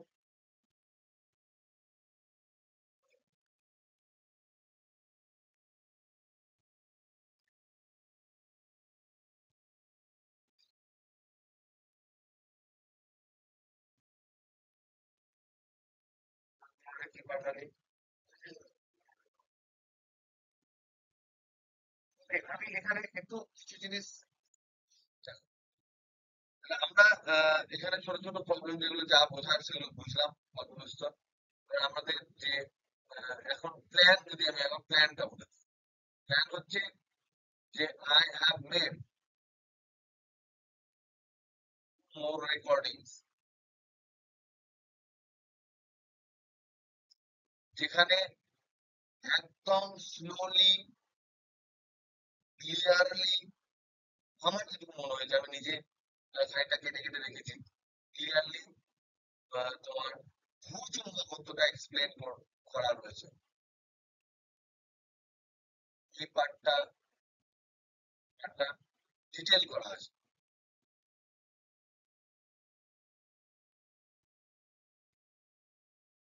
আজকে রাত্রে আমি সেকেন্ড পার্টটা একটু বাকি আছে, ওটা হয়ে গেলে part one and part two, এই দুটো PDF and video link share শেয়ার করবো। ঠিক, এগুলো তোমরা করতে থাকবে। আর প্যারালালি আমি কালকে কালকে কি করাবো তাহলে, এই দুটো পার্টের উপরে তোমরা যেগুলো যা পড়েছো সেগুলোকে আমি একবার এক্সপ্লেন করে দিতে পারি ঝপঝপ করে। তার চেয়ে বেটার হবে যে আহ, আমি চেষ্টা করবো যে রিভিশন প্রবলেম করা। মানে আমি কিছু প্রবলেমস অলরেডি এখানে টুকে নেবো, 15 কোশ্চেন্স আমি ডিসকাস করবো। 15 কোশ্চেন্স আমি কালেক্ট করে ডিসকাস করবো প্যারালালি। তোমরা কিন্তু ওই দুটো ক্লাস করবে, যে তোমাদের মানডে তোমাদের মানডে বা টিউসডে করবো। টিউসডে তোমাদের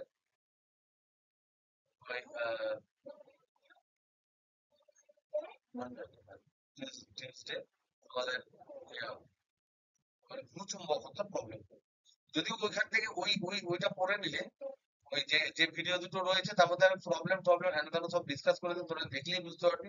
একটু স্লো হতে পারে ভিডিও, একা করেছি যেহেতু স্লো হয় অনেক সময় ভিডিও, সেটাকে একটু পেস দিয়ে করে নিবি। পেশেন্স যদি থাকে একবার দেখিয়ে নিস, লাভ হবে। এটা পুরো ডিটেল বলা আছে। ঠিক আছে, চলো আমরা তাহলে এখানে বলছিলাম তোমাদের অষ্টম্বক পদার্থের, অষ্টম্বক পদার্থ যেটা, তার পিএইচ রেসপন্স।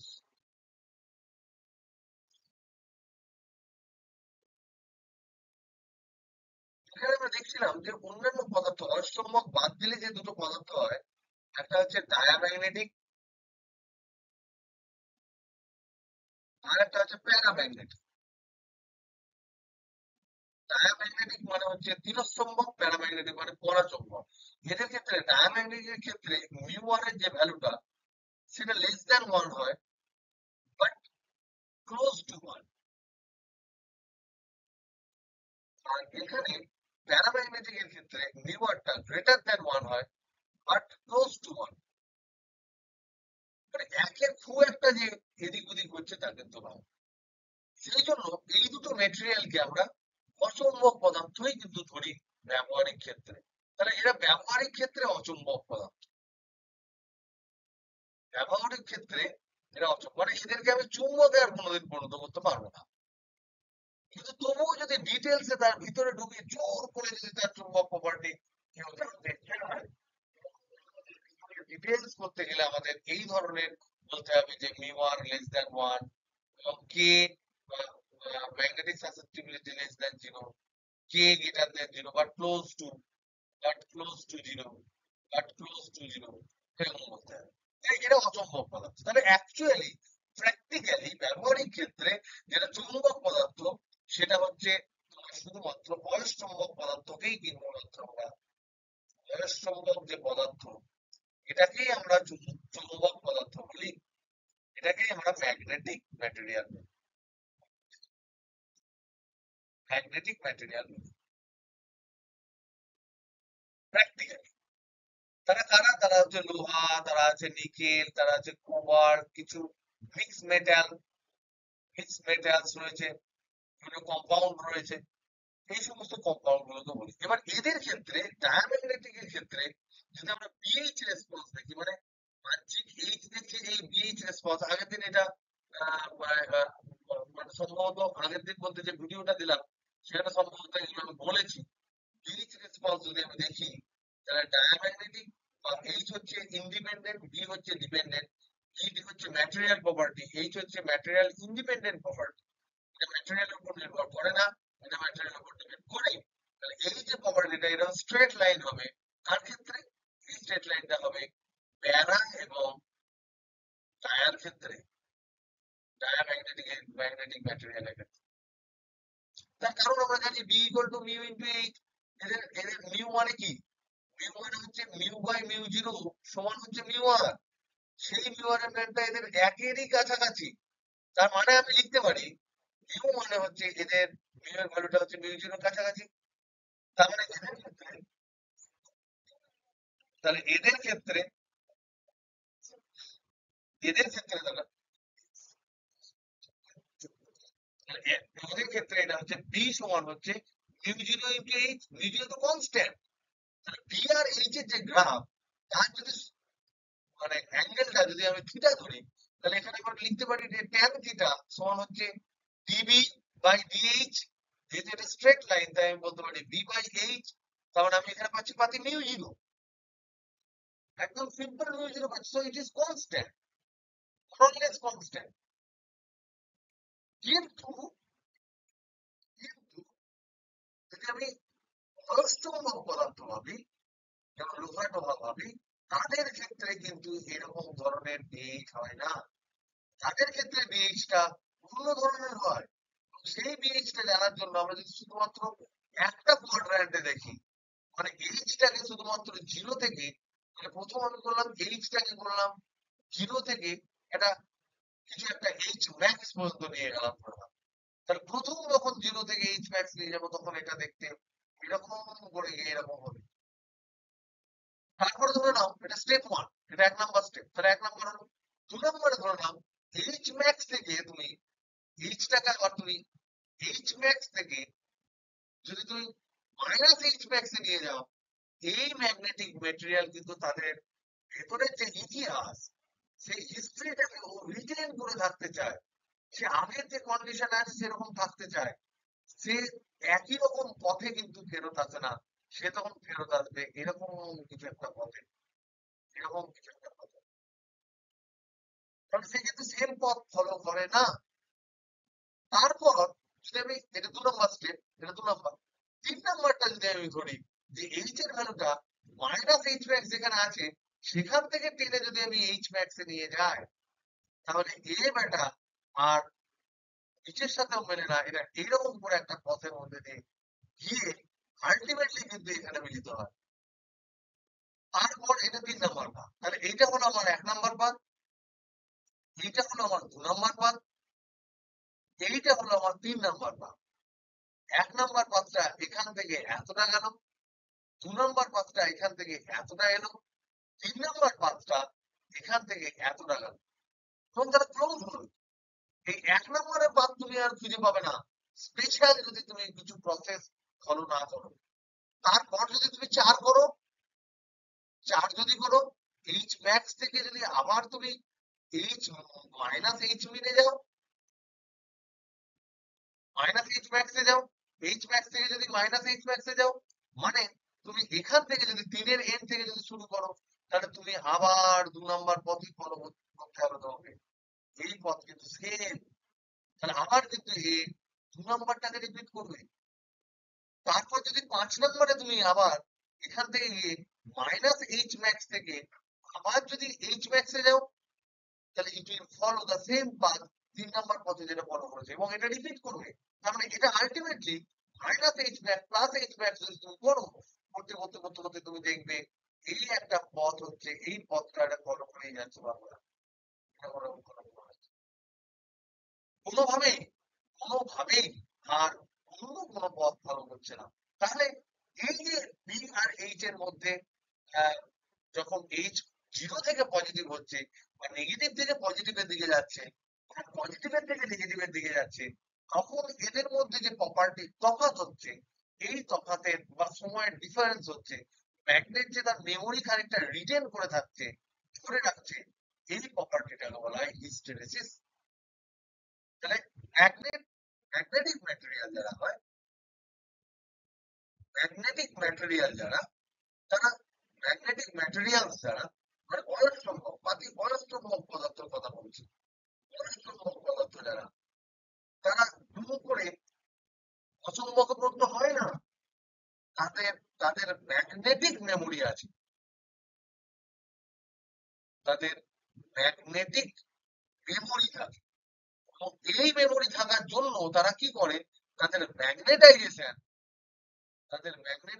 ডিম্যাগনেটাইজেশন, ম্যাগনেটাইজেশন মানে তাকে চুম্বকন এবং বিচুম্বকন, ডিম্যাগনেটাইজেশন, এই যে ম্যাগনেটাইজেশন ডিম্যাগনেটাইজেশন যে প্রসেস, এটা সেম পথ ফলো করে না, সেম পথ ফলো করে না।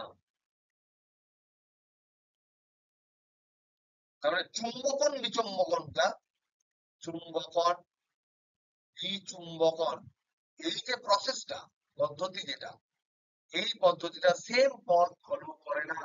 তার জন্য একটা লুপের সৃষ্টি হয়, এই একটা লুপ সৃষ্টি হয়।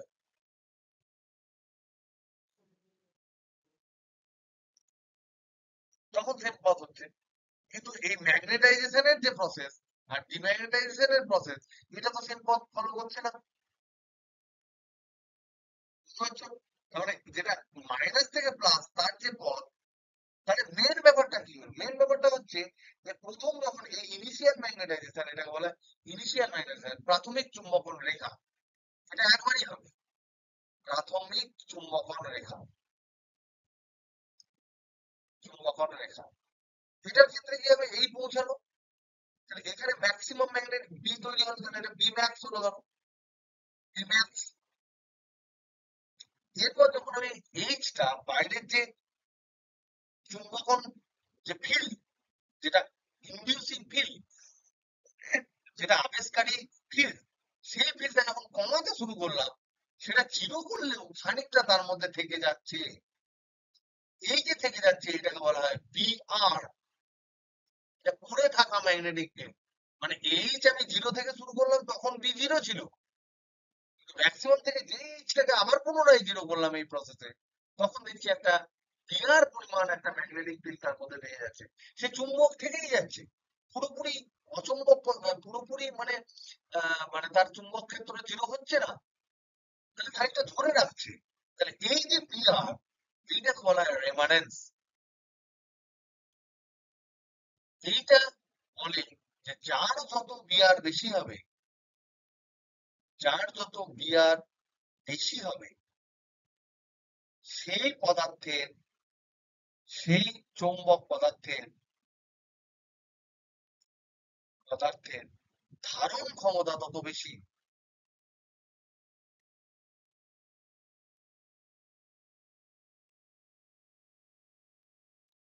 মানে তাকে তুমি একদম পুরো লোড করে দাও ম্যাগনেটিক ফিল্ড, বাহ্যিক ম্যাগনেটিক ফিল্ড, তারপর জিরো করে দাও, সে অনেকটা ধরে রেখে দেবে, অনেকটা ধরে রেখে দেবে। এবার এই যেটুকু ধরে রেখেছে, সেটাকে আমি জিরো করতে চাই, যদি জিরো করতে চাই, তাহলে আমাকে পজিটিভ দিকে ফিল্ড জিরো করলেও হচ্ছে না, আমাকে নেগেটিভ দিকে ফিল্ড দিতে হচ্ছে, নিয়ে দিয়ে কোনো একটা নেগেটিভ ভ্যালুতে গিয়ে তবেই আমার বিটা জিরো হচ্ছে। এই যে যতটা পরিমাণ নেগেটিভ করতে হচ্ছে এই, সেটাকে বলা হয় এইচসি। বুঝতে পারছি না, বুঝতে পারছি না? তোরা যারা আছিস একটু আওয়াজ দাও প্লিজ, প্রত্যেকে। ক্ষমতা, তাহলে এই জিরো হচ্ছে না, জিরো করতে গেলে আমার উপর নেগেটিভ করতে হচ্ছে, তাহলে মাইনাস এইচসি প্রদান করতে হচ্ছে। তাহলে যাকে যত বেশি মাইনাস এইচসি প্রদান করতে হবে, তার সহনশীলতা তত বেশি। তাহলে যে একজনের বিয়ার যদি বেশি হয়, তার ধারণ ক্ষমতা বেশি। আর এইচসি যদি বেশি হয়, এই এইচসিটাকে বলা হয় কোর্সিভ ফোর্স। এই এইচসিটাকে বলা হয় কোর্সিভ ফোর্স।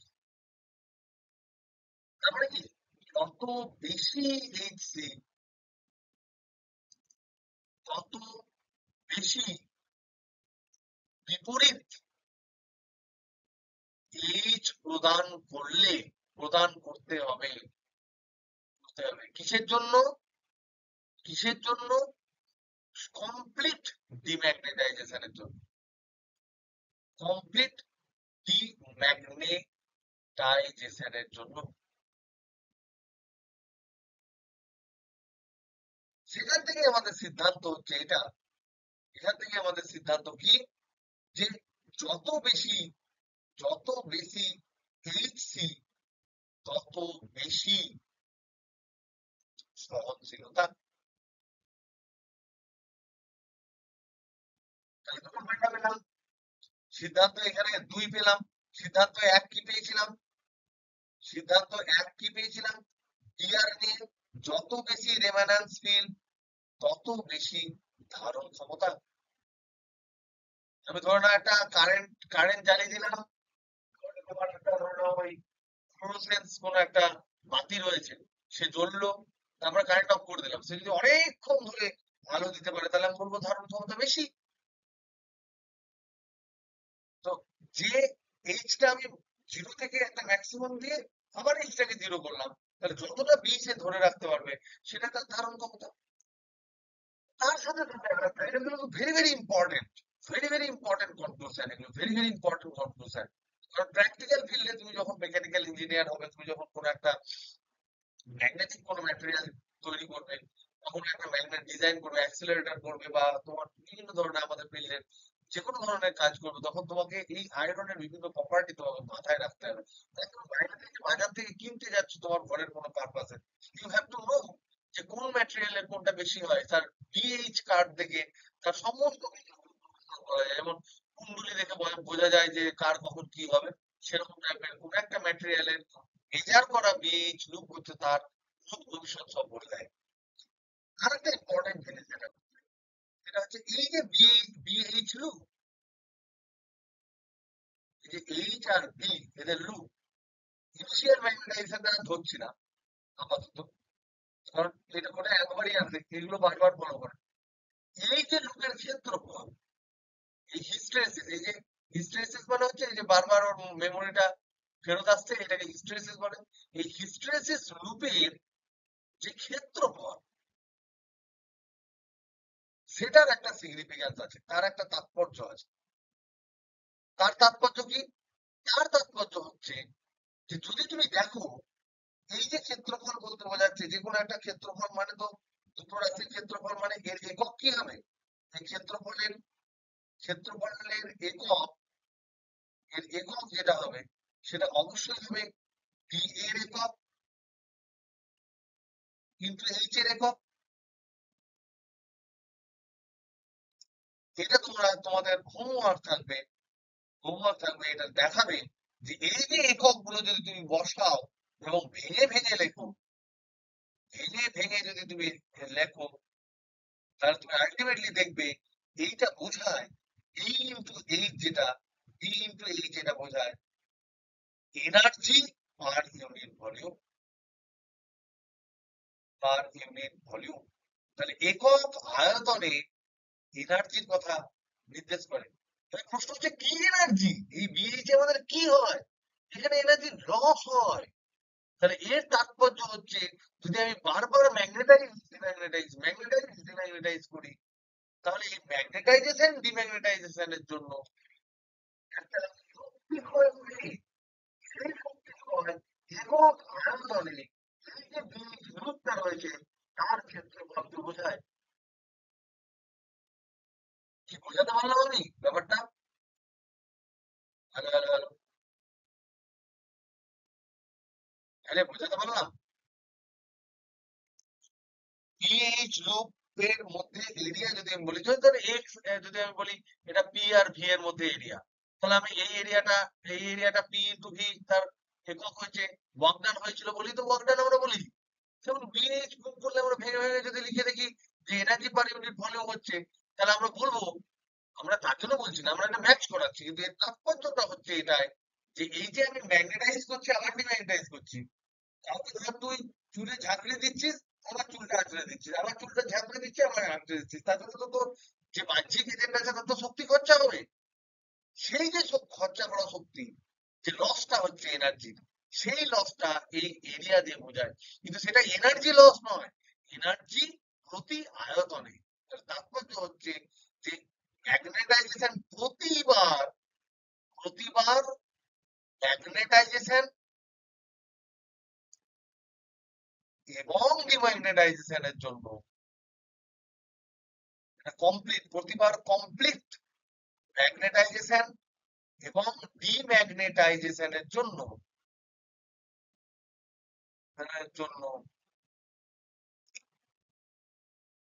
হিস্টেরেসিস লস, যেটা hysteresis energy loss, energy loss per unit volume,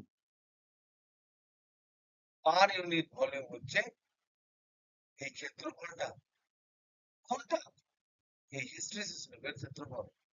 তাহলে এই যে ক্ষেত্রফলটা দেখতে পাচ্ছ, এটা হচ্ছে energy lost per unit volume of material, unit volume of magnetic material,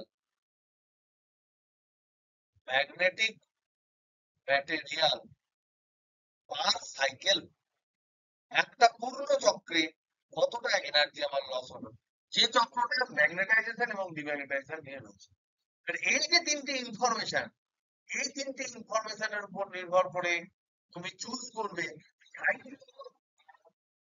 electromagnet কোনটা ব্যবহার করবে। তাহলে এই যে চুম্বক বিভিন্ন ম্যাটেরিয়াল কোথায় কোথায় ব্যবহৃত হয়? অনেক জায়গায় ব্যবহৃত হয়।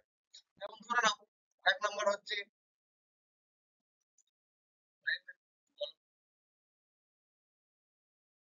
উম,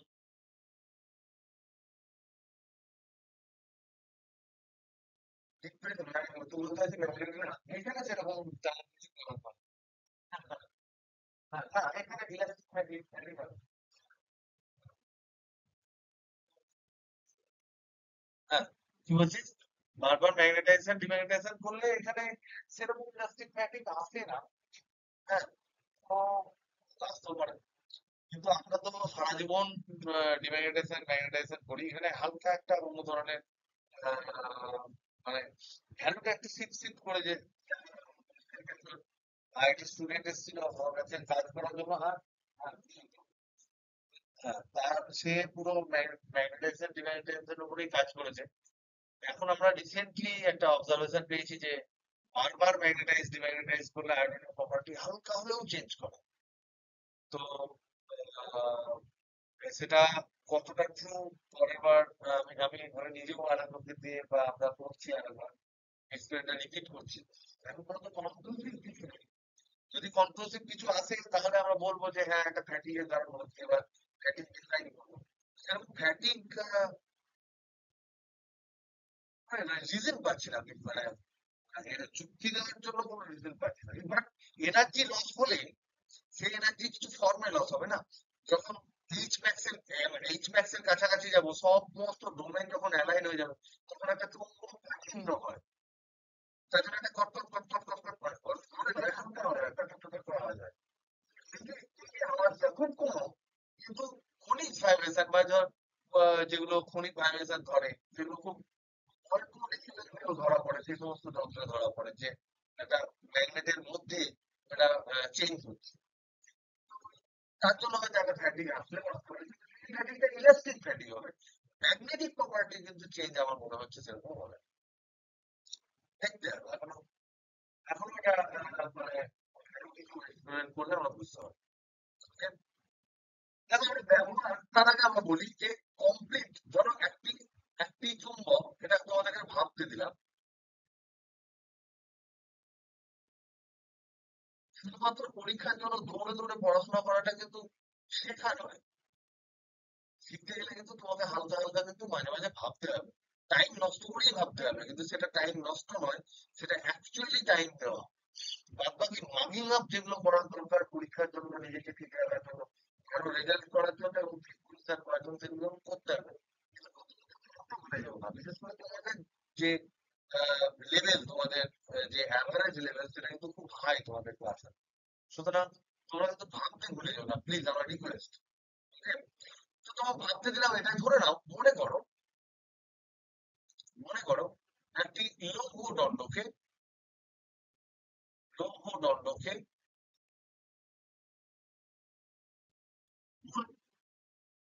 ম্যাগনেটাইজড করা হয়েছে।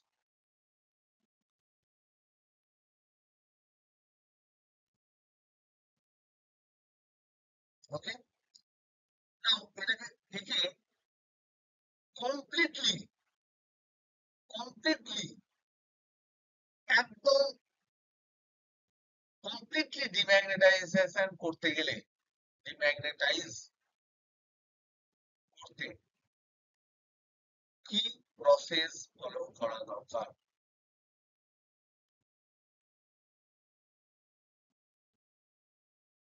যদি একদম বুঝতে না পারো আর ভেবো না, আমি বলার চেষ্টা করছি এটাই, যে এখান থেকে শুরু করলাম নিয়ে এখানে পৌঁছালো, আমি এখান থেকে এই যে গেলাম, এটা ধরো ওয়ান, এটা যে ওয়ান, এটা টু, আমি টু থেকে আবার ওয়ানে আসতে চাই, এটা করেছি, আর আমি এটা চাই, তাহলে আমি কি প্রসেস ফলো করবো? এটা একটু ভেবো, চেষ্টা করো এটা নিয়ে। আমরা রিসার্চ চলছে এবং মানে এটা রিসার্চ অবশ্যই ওয়েল এস্টাবলিশ, বিভিন্ন ম্যাটেরিয়ালের জন্য, বিভিন্ন আয়রনের জন্য বিভিন্ন রকম ভাবে ভাবা হয়। তো তার একটা জেনারেল প্রসেসও আছে, সেই সমস্ত প্রসেস গুলো আমি তোমাদের বলবো। নেক্সট, তার আগে আমি দেখি, দেখো অসম্ভব পদার্থের ব্যাপার।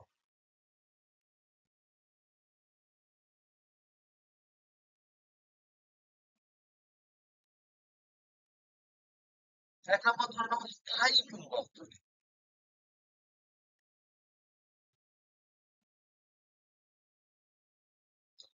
বিভিন্ন ধরনের প্রসেস আছে, ঘষে ঘষে নর্থ থেকে সাউথে ঘষে ঘষে ঘষে ঘষে তৈরি করা যায় স্থায়ী চুম্বক। অনেক একটা স্ট্রং ম্যাগনেটিক কাছাকাছি অনেক দিন রাখলে স্থায়ী চুম্বক হয়। দু নম্বর হচ্ছে তোমার কৃত্রিম চুম্বক, এবং সেটা ইলেকট্রিক চুম্বক বা তড়িৎ চুম্বক তৈরি।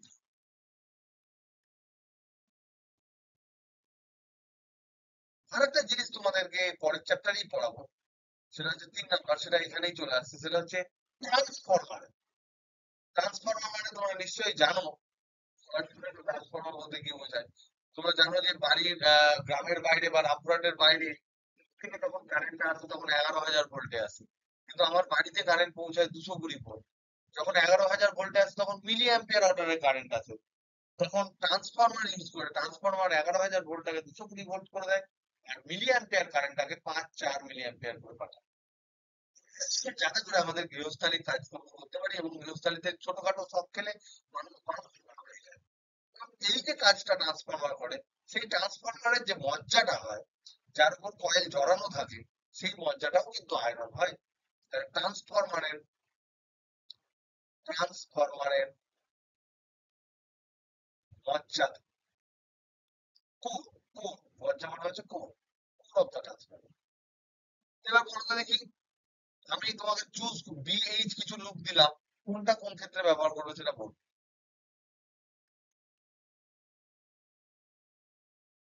সরি।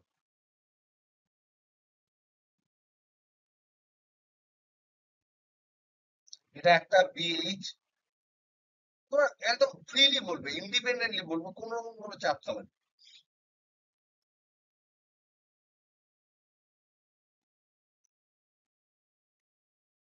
এটা ধরে নাও 1 নম্বর।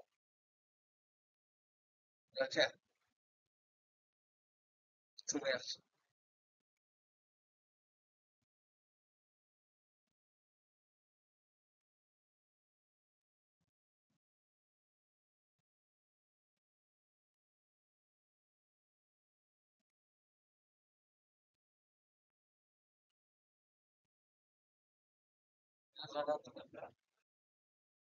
কোন পদার্থটাকে কোন কোন ক্ষেত্রে তুমি ব্যবহার করবে বলে তুমি সাজেস্ট করবে, তোমার নলেজ এখন কি বলছে। স্থায়ী চুম্বক তৈরি করতে, এবার এগুলোর মধ্যে থেকে বলে দিই, এটা হচ্ছে রেফারেন্স,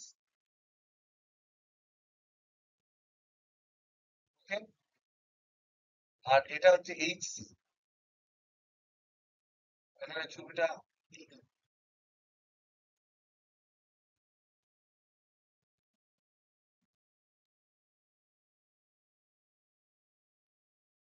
ক্লিয়ার।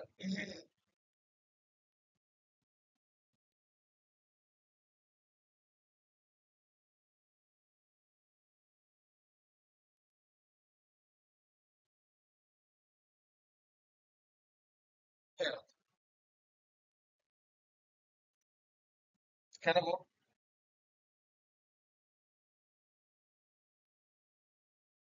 আর সহনশীলতা বেশি, এর বেশি, হ্যাঁ কি না?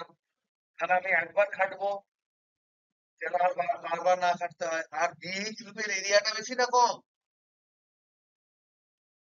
সেটাও বেশি। তাহলে একে যদি তুমি ম্যাগনেটাইজ থেকে ডিম্যাগনেটাইজ করতে চাও, তাহলে তোমার অবস্থা টাইট হয়ে যাবে, বেশি শক্তি প্রদান করতে হবে। তাহলে এখানে সব এইটা, এই যে প্রপার্টিটা, এটা হয় ইস্পাতের, এটা হয় ইস্পাতের। এক্ষেত্রে বিআর বেশি, রেমানান্স বেশি। এক্ষেত্রে এইচসি বেশি। বিআর বেশি মানে ধারণ ক্ষমতা বেশি, সহনশীলতা বেশি। আবার বিএইচ লুপের এরিয়াও বেশি, এটাও বেশি। তার মানে ম্যাগনেটাইজ থেকে ডিম্যাগনেটাইজ করতে গেলেও তোমার খাটাখাটনি করতে হবে। So it is the justified candidate for making a স্থায়ী চুম্বক, permanent magnet.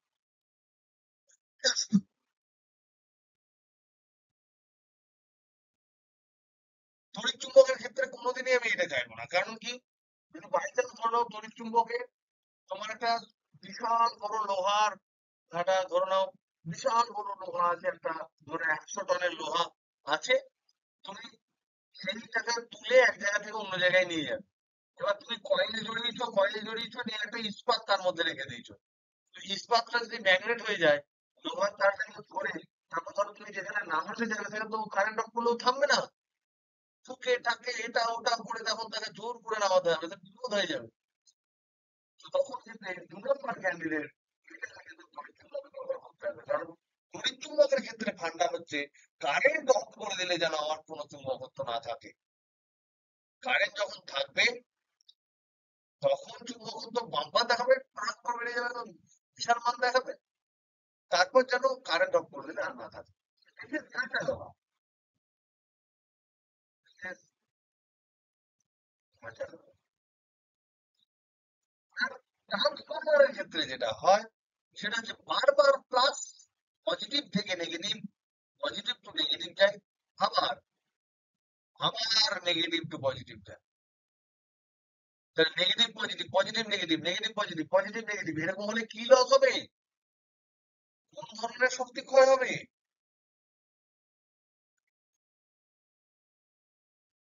Positive negative current যদি হয়, তাহলে এইচটা পজিটিভ নেগেটিভ, পজিটিভ নেগেটিভ হলে কি হবে?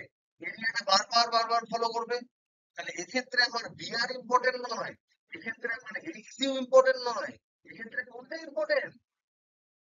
এক্ষেত্রে এইচ লুপের এরিয়াটা ইম্পর্টেন্ট, কারণ এখানে হিস্টেরেসিস লস হবে। আর আমার এখানে দরকারটা কি? প্লাস মাইনাস হচ্ছে বলে দরকার হচ্ছে যে লুপের এরিয়া কম হতে হবে, লুপের এরিয়া কম হতে হবে, যেটা আমার এই কাঁচা লোহাটা সেটা প্রদান করছে।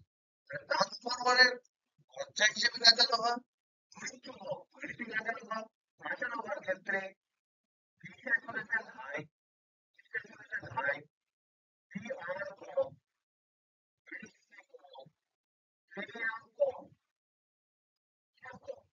এখানে ইস্পাতের ক্ষেত্রে V saturation high, V saturation মানে ম্যাক্সিমাম কতটা ম্যাগনেটিক ফিল্ড তৈরি করবে, ম্যাক্সিমাম এটা হচ্ছে ভি স্যাচুরেশন, প্রত্যেকটা ম্যাগনেটিক ফিল্ড সেটা হয় এক্ষেত্রেই হয়, কিন্তু অন্য প্রপার্টি গুলো কম। তাহলে বুঝতে পারছো এই যে বিএইচ লুপ এবং হিস্টেরিসিস লুপ ইম্পর্টেন্ট ডিটেলস, এটার উপর ডিপেন্ড করে কিন্তু অয়স্ট্রোম পদার্থের ব্যবহার। তারপরে একটা টপিক আছে যেটা সেটা হচ্ছে যে তড়িৎ পর্দা যেমন ছিল চুম্বক পর্দা আছে, এটা বুঝে নিও। চুম্বক পর্দা মানে ম্যাগনেটিক প্রুফ ঘড়ি, ম্যাগনেটিক ঘড়ি। এটা কি হবে, কোনো একটা স্থানকে যদি আমি চুম্বক ক্ষেত্র নিরাময় করতে চাই তাহলে এই স্থানটাকে তাকে আমরা বলে দেবো, লিখে বলবো এর সাথে কিছু বলে লাভ নেই। টেম্পারেচার ভেরিয়েশন মনে রাখবে, পদার্থ পদার্থ যেটা তার ক্ষেত্রে যে চুম্বক প্রবণতা যেটা সেটা টেম্পারেচারের সাথে 1/T, যত টেম্পারেচার বাড়বে তত এর কে এর ভ্যালু কমতে থাকে। এই লটাকে বলা হয় কুরি ল, আগের দিন এটা আমার কুরি ল। তারপরে আবার এটাকে এখানে এটা কারেকশন করলো 1/T মাইনাস টিসি করলো, এটা হচ্ছে কুরি ওয়াইজ ল। কালকে একটু বলে দেবো। ডায়াম্যাগনেটিক যেটা, ডায়াম্যাগনেটিক এই টেম্পারেচারের উপর কোনোভাবে নির্ভরশীল নয়, যে independent of temperature, independent of temperature. হ্যাঁ, চুম্বকের ক্ষেত্রে তো করেই, চুম্বকের ক্ষেত্রে যে টিসি যেটা কুড়ি টেম্পারেচার এটা হাই হয়, সেই জন্য আমরা নর্মাল উষ্ণতায় কিন্তু এদেরকে চুম্বক পদার্থ হিসেবে দেখতে পাই। প্রেসিডেন্স গুলো আমরা লিখে দিলে হয়, তোমরা তোমাকে অনেক টাইম দিলে,